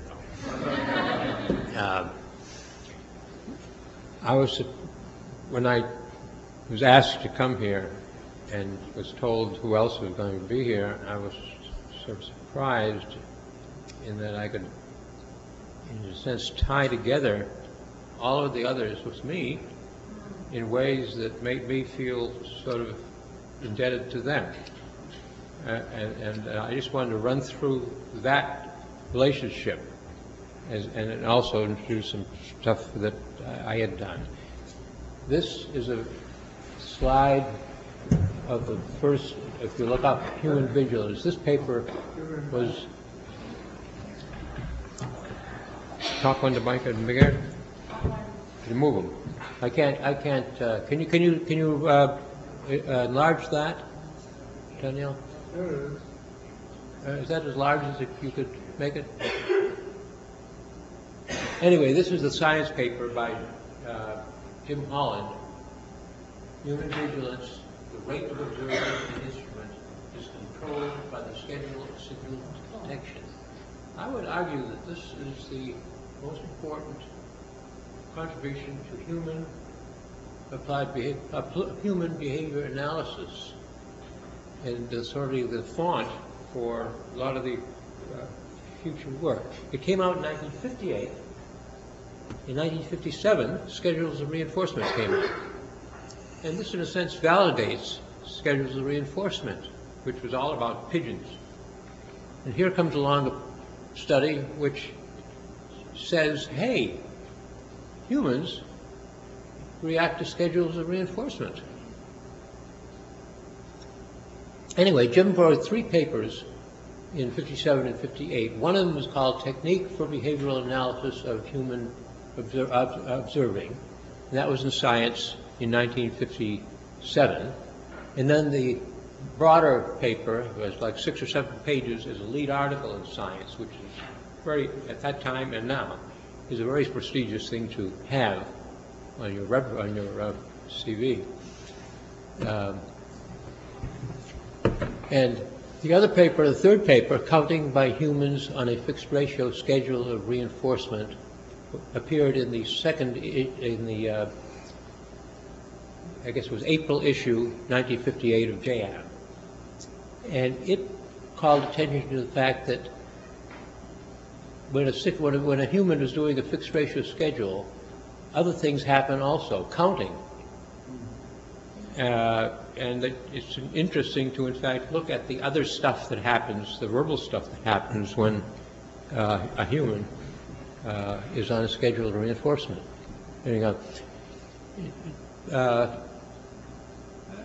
At this time, already, I was at Johns Hopkins in the Department of Medicine, actually, and Bernie Weiss and I were just starting up laboratory. I had come to Hopkins in 1955. Bernie Weiss came in 1956. He's an old friend, was a roommate in graduate school, and we wound up at Hopkins together, working, actually being supported by an NIH grant by another person. and really had freedom to do whatever we wanted. It was a remarkable event. And we were setting up the laboratory. And one of the things we set up, we wanted to do was the human work. And essentially, what should I do? I had actually had very little experience in operative behavior. I had been at Brown for a year. I had learned what I knew from reading Keller and Schoenfeld one step ahead of the students during the spring of 55, and here I was now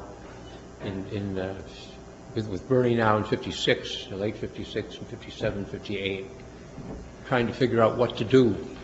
Well, we read science, and we came across these papers by Jim Holland, and so we adopted the technique, and we set up the same situation, which was having the human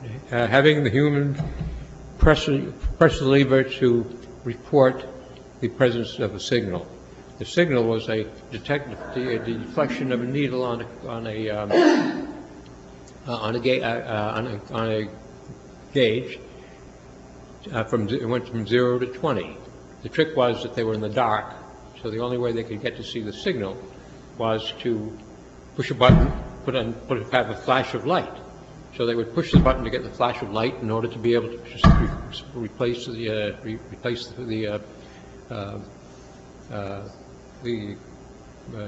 detect the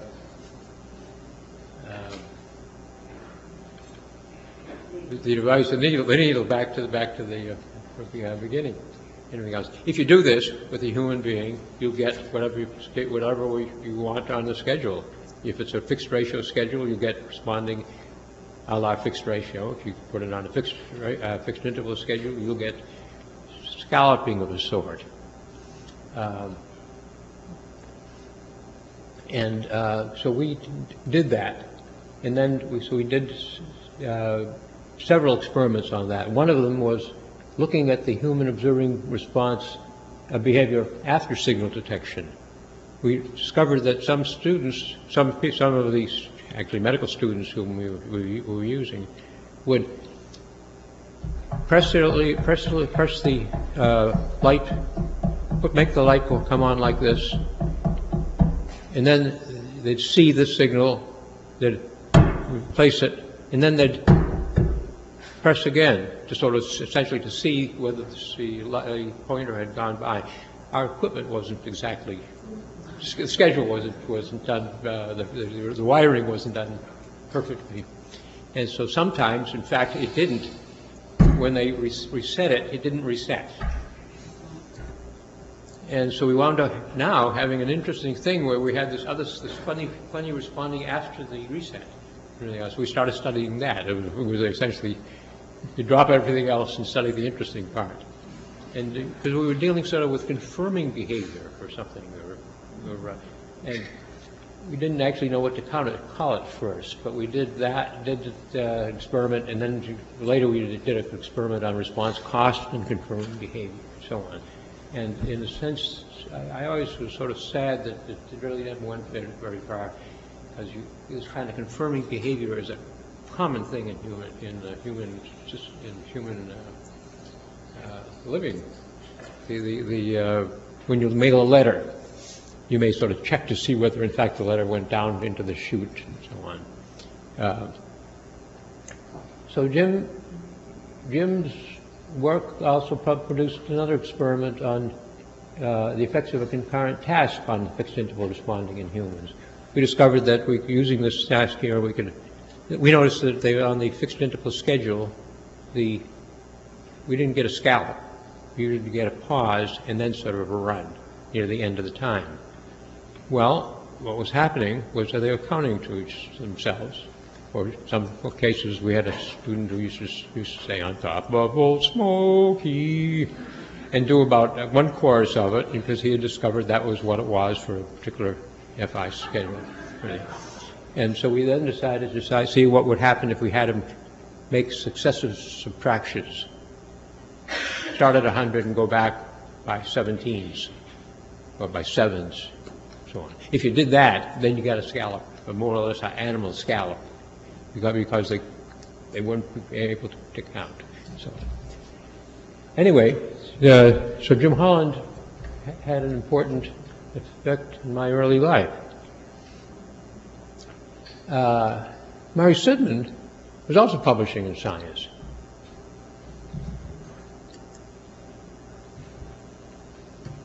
There. Could you, is that possible to make larger or not?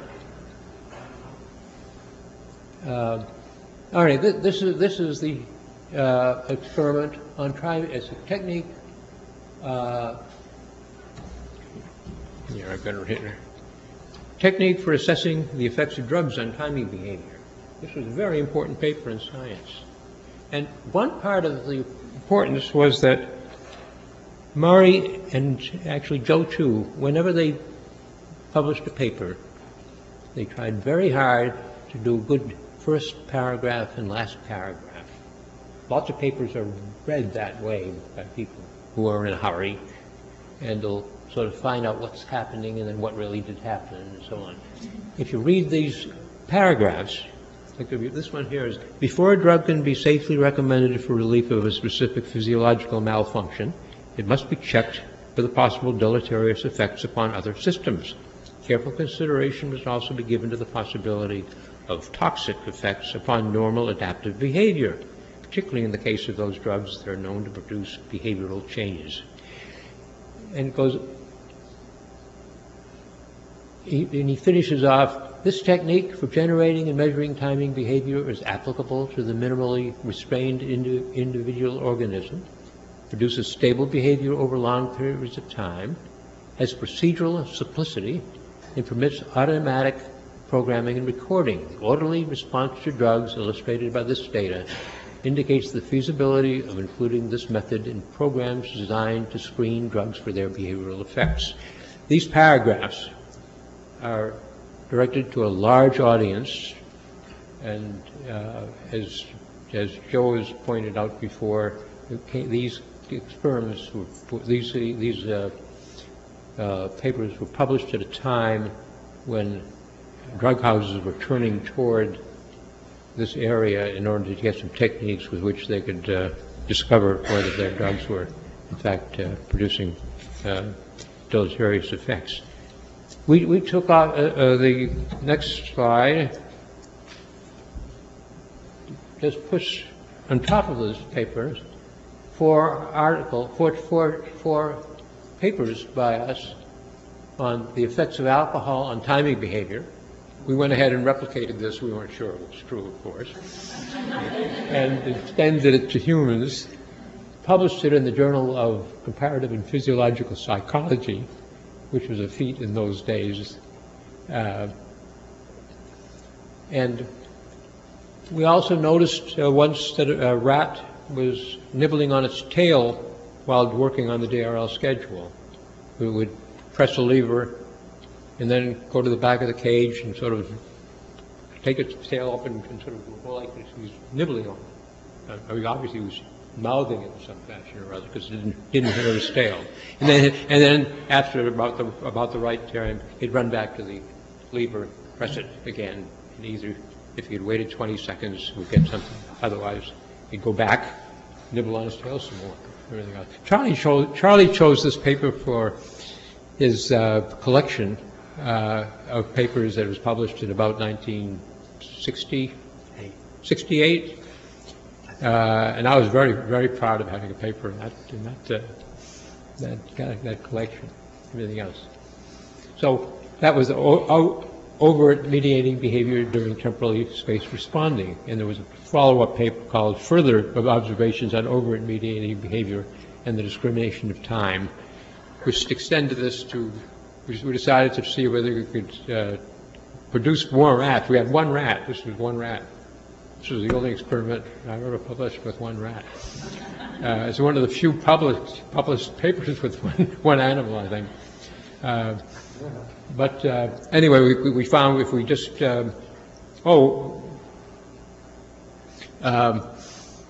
we decided that the way to do this now is to maybe make a box which had a sort of tunnel around it, so that an animal could press the lever and maybe run away, go off into the tunnel, go around, come back on the other side, and it would have taken some time. And so we could manipulate how long it would be out there, and then we could actually, change the length of the path and so on. And the only problem is that we built it out of wood, soft wood, and we noticed that the animals, instead of going out and running around like we wanted them to do, we start nibbling on the wood. So we decided we'll study that, and so we would take pieces of planks of wood about this long, and just stick it in the back of the cage, and sure enough, they would go in and nibble on wood and press levers, and they'd do better if they had the wood available versus not having the wood available. So anyway, we had great fun with the mediating behavior, and the question, of course, was in what way was it mediating? It was filling the time with behavior, and so it was essentially a response discrimination kind of performance. So anyway, we had great fun with that, and then actually Bernie did the lead stuff on a computer analysis of serial interactions and space responding. Anyway, so these two guys were enormously important in our beginnings as scientists in the area. Now, how did we get involved? Well, we went and saw Joe Brady. Joe Brady was 40 miles away in Washington, and he was well established. I mean, at Walter Reed, Joe was king of an empire of 4 or 5 stars that were very distinguished in their areas. With Wally Nauta and Bob Glamis and Marty Sidman, of course, and who was the fourth? No. Anyway, we would go to Joe's and schmooze with his people. At the time, there were people that strong in our area, like Larry Stein and John Boren and Dickie Hernstein and so on. And it was just marvelous for someone, because we were isolated at Hopkins. We were the only two operant behavior in the town, basically. So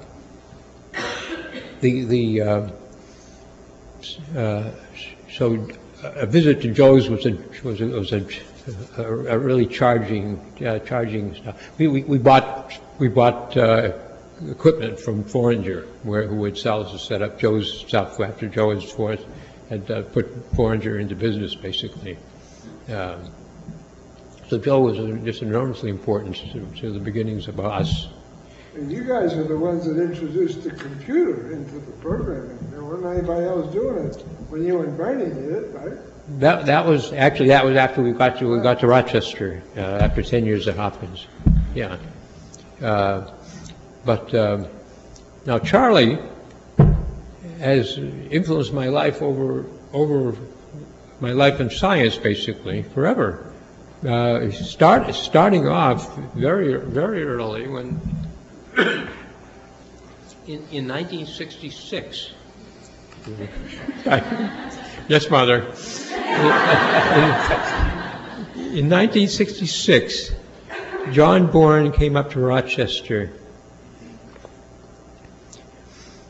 ostensibly just on a visit, and John was at that time at Walter Reed, and he had been the second editor of JAB.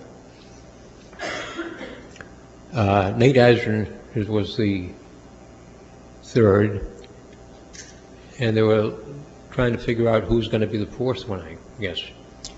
And John, and we took John to the faculty club, and I remember that we were started talking about the editorship, and Bernie and I were both on the editorial board, had been for 3 or 4 years by then. and he asked me whether I'd be interested.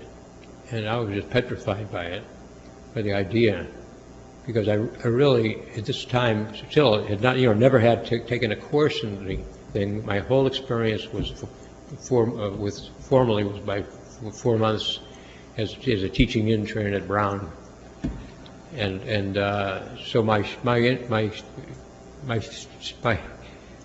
was really scared and everything else. I really had a nervous night that night, and I finally wrote him saying that I actually suggested other names, and I said if it has to be, it would be, and everything else.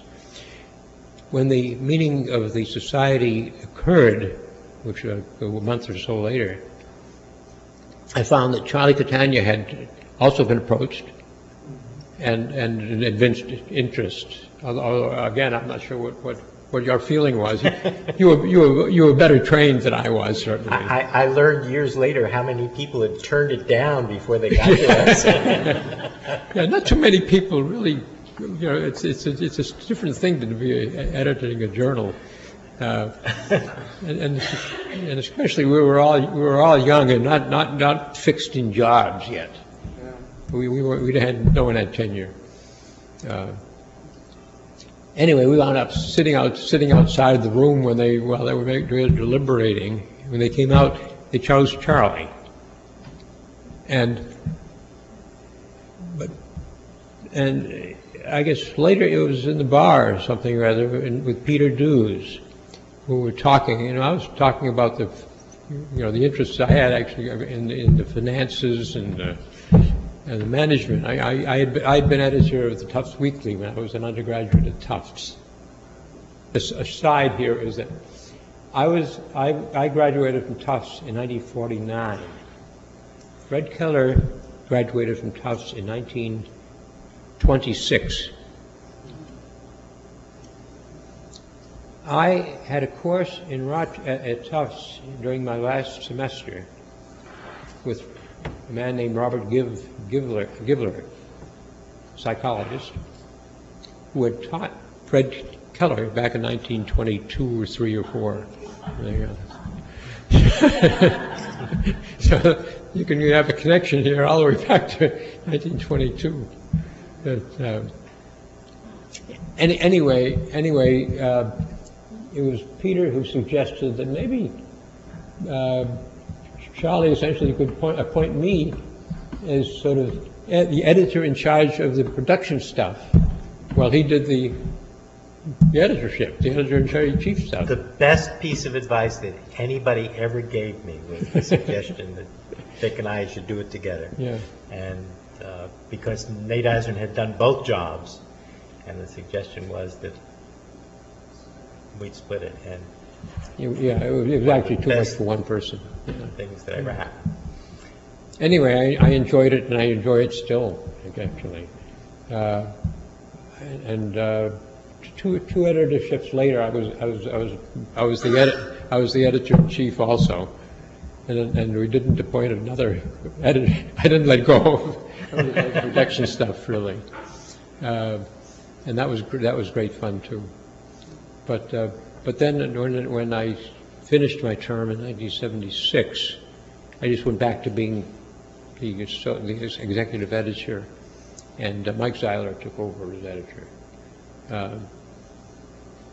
So all in all, I have connections well for you guys, and I've enjoyed every minute. Thank you.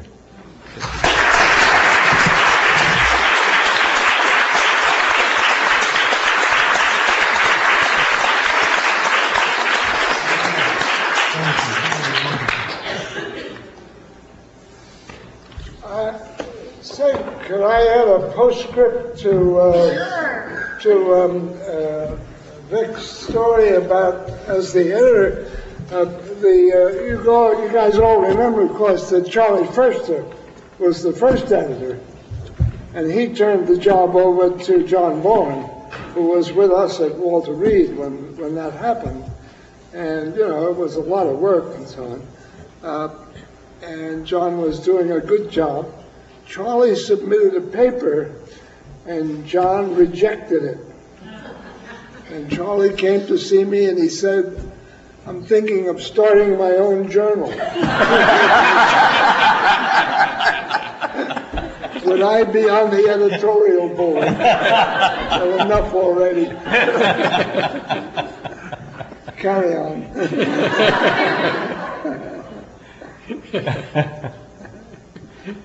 Well, we could take some questions from the audience, if anybody... Yeah, we have all these questions. Oh, they have? Okay. I thought I answered all those. We asked people to give us questions in writing so that we could move pretty quickly through the questions. And the first question was posed by Jesus Rosales, one of our faculty. And he said, what single publication was most influential in your development as a behavior analyst? You want everybody to answer that? Yep. Yeah. Well, I thought that was pretty obvious. I told you what mine was the S.T. Skinner paper. But close behind that was the Schoenfeld paper on anxiety in Hoch-and-Zubin. That was the same paper I think that Meyer referred to. But Schoenfeld's paper on anxiety in a Hoch-and-Zubin volume was really the thing that made the difference in the way I would spend that whole development that I've talked about here. So it was the S.T. Skinner and the Schoenfeld, I would say. Well, I think you're probably forgetting about one came before those, the B of O. Well, the B of O. That was required reading, that one. Oh, this is for all of us. Unquestionably, the behavior of organisms. Just there's no other contender for first place for me. That's right. Well, I would object to that. I think Keller and Schoenfeld for me was it. The behavioral organisms was over my head. And it still is to some extent. I mean, it's a difficult book. But in Keller and Schoenfeld was just so clear. I mean, it clarified for me what psychology was all about. And I had a strange graduate career at Rochester. I thought I was a social psychologist, and I wound up working on drugs and group behavior, and I never knew exactly what psychology was supposed to do until I read Keller and Schoenfeld. And for me, it was also tactics and science of human behavior. That also. I had read Science of Human Behavior actually before Keller and Schoenfeld. So anyway. I have to second that, and of course it was my first course. It was the first thing. I didn't realize until much later how many things were in there. Like they were always very careful, and Keller and Schoenfeld never reinforced an organism. They always reinforced responses. Skinner was careless about that, but Keller and Schoenfeld were always right on. I got to tell my anecdote about Skinner. Skinner and I walked into the men's room together once. We were standing next to each other. Charlie had handled something by Skinner in which he had said something about reinforcing reinforcing a person or a human. A rat. But reinforcing. But you were the one who was responsible for that. It was the shape. I've got to hear about the other part. You had mentioned this to me, and you were a little bit queasy about sort of suggesting that maybe he should change it and say reinforcing the behavior, not the organism. I asked Skinner about this, and whether he'd mind if we changed it. And he says, sure, no problem. You've got to keep up with the times. I think it was time when I was the editor. Yes, so the other version of the story is that ask Skinner. Skinner had submitted the paper called The Shaping of Phylogenetic Behavior, which had been published in this Polish journal, and he wondered if JAB would publish it in parallel. And you were the one who received the manuscript, and you wrote a letter to me saying, Charlie, what are we going to do? Skinner has submitted this paper, and in it he reinforces the rat. And I wrote back a letter to you, and I've got that letter, so I think in which I said, well, you've got to tell Skinner, how could we possibly maintain our policy of saying you've got to talk about reinforcing the response rate of the organism if Skinner is now showing that he's writing it in a different way? And I said, and there were only 2 or 3 sentences anyway, so I gave the paraphrase of those, changed those, like, the rat's jumping over the wall was reinforced instead of the rat was reinforced for jumping over the wall. And you took my letter and you didn't write a letter to him. You took this thing, clipped it out, and said, this is what Charlie sent me. But and then later you met him and asked him after the fact. And that's the other story. So you're remembering the other part of it. All right, I'll defer to younger Brady.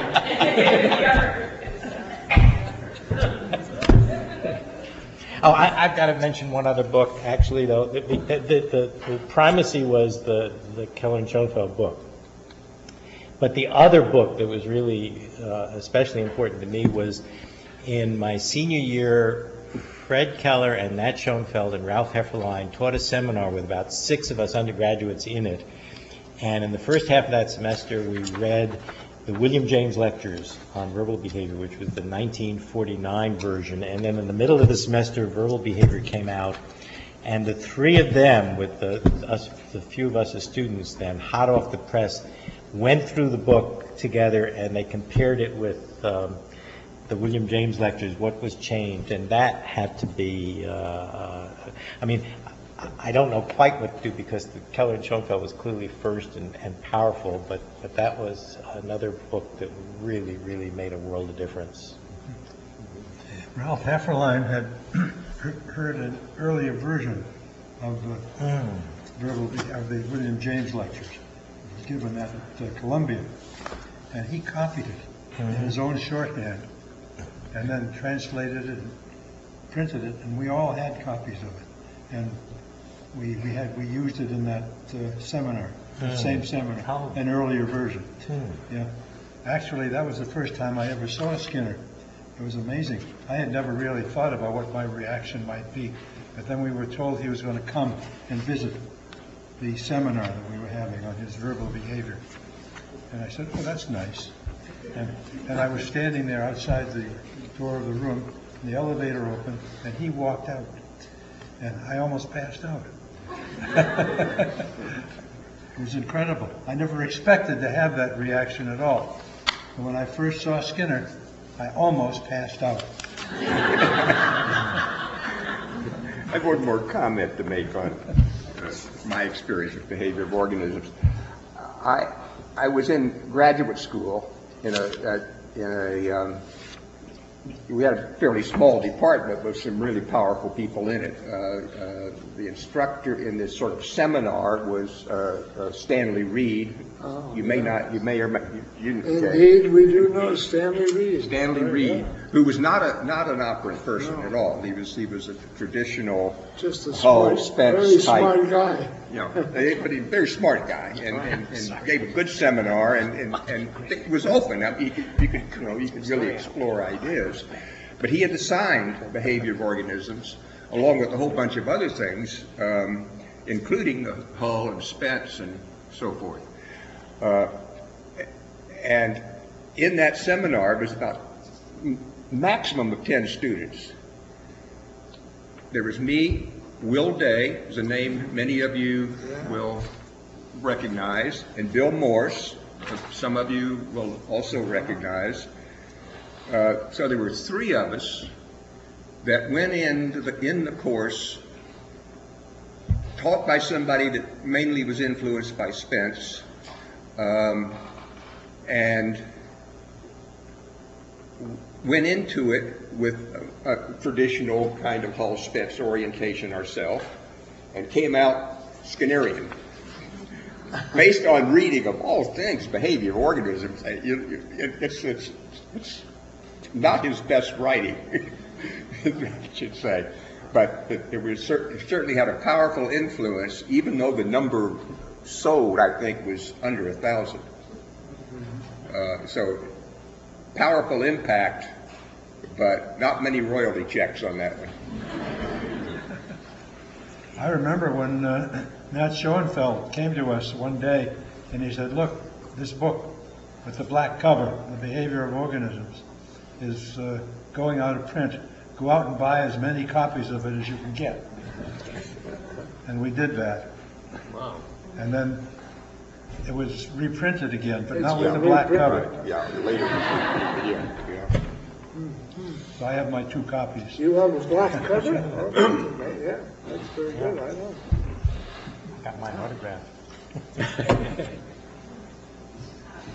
We have a few questions here. When we run out of tape, tell us to stop, okay? Vishal, 5 minutes? Okay.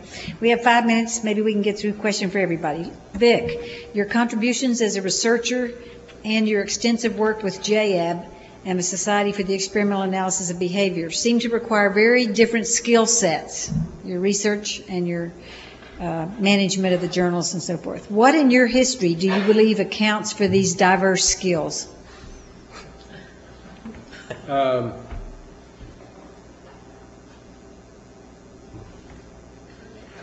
I would on the technical end, I'm not a good technician. I have trouble programming and so on. A man named Jeff Inglis sits in the next room to me.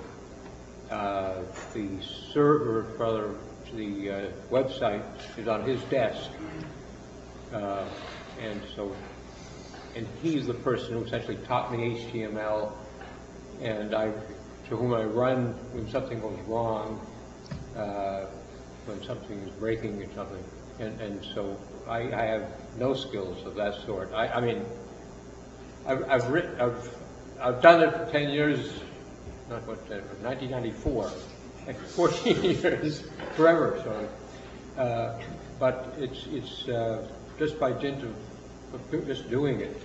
It's really not that, and it's not that much a thing nowadays. High school students do pages and so on. I still use the old plain. I use BBS with a Mac, and most of you could do this. I would, while I'll have the floor, encourage you though to react to the pages. If you find something wrong, report it. I'm always annoyed when I find something wrong that has been wrong for 3 months and no one has mentioned it. So do report stuff that's wrong, or submit suggestions for change. There's nothing magic about the number of pages that we have and so on, but pages are cheap. We can and ideas are difficult to get. And, Murray, in your article, The Analysis of Behavior, What's in It for Us, you write of, quote, the poetry that is intrinsic to the process of discovery. Can you tell us what discovery of your own was experienced by you as poetry? Oh, there are just so many. Not necessarily discoveries even. Just as Joe was indicating, playing around and observing the kinds of regularity in the data that we had never seen before. These are all poetic moments to me. No, there's nothing special. I have a whole career full of those. I think you just have to feel that way about behavior. I agree. That's all. Joe, you've successfully launched many different areas of research during your long career. Can you tell us what you believe to be the main ingredients of that success? Who was that? I didn't hear the question. Okay. I was waiting for when to answer. Okay. You, Joe, have successfully launched many different areas of research during your long career. Can you tell us what you believe to be the main ingredients of your success? Yeah, Charlie said, it's good luck. You gotta have luck. I have a wife who is an archivist, and she keeps bugging me about writing autobiography. I have the title for my autobiography. It's called The Gifts of a Fortuitous Environment. I think that's the answer. I just happened to be in the right place at the right time. I developed this theme I told Vic, a recent paper I just published in Pharmacology. I gave an address for an award they gave me. I think we give and take too much credit for progress in areas as personal matters. I think the real progress in science occurs as a result of the interaction between methodological developments and conceptual changes. And that's what's going on continuous. I have any number of examples of this. Drug self-administration in animals changed the whole way we look at drug abuse, all of these things. Now, indeed, there have been people involved in them, but the role we play is one of agents. And there are good agents and bad agents, just like real estate and insurance. And these guys are all very good agents. But that's what they are, really, and that's what we are. I guess the bottom line, if I were to say something about myself, is that I've always tried to make the best of the cards that were dealt to me. And there are lots of things you can't control. You take the hand you got and do the best you can with it. And, you start out by being an infantry platoon leader, then you're the chief clinical psychologist. Now, how do you account for that? Oh, I think that's a perfect closing statement. Vic? One more thing.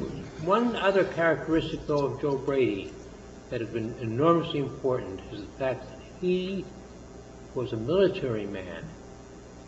You wound up as what? As major? I'm a colonel. Colonel. Yes, retired. But he was major when we knew him when he was a child, you know. That space on behavior analysis was important. It really was. It wasn't a bunch of subversive, you know, footsie academics and stuff. Well, I had a lot of help. General Hershey was my recruiting agent. In case you don't remember, Walter Reed. We drafted everybody. It was a piece of cake. But Bernstein, Bourne, but he was part of the U.S. government, though, here. Right. This was enormously important at that time. Yeah. Okay. Well, I don't know. Here's a former PFC sitting by a former colonel. Talk about democracy. Hey, and I was a pharmacist made third class. I was in the Navy, by the way. I spent 30 years on it. We want to thank you so much for being here for these past 2 days, and we're looking forward to having a chance to visit with you, each of you, at the Holiday Inn. Thank you very much.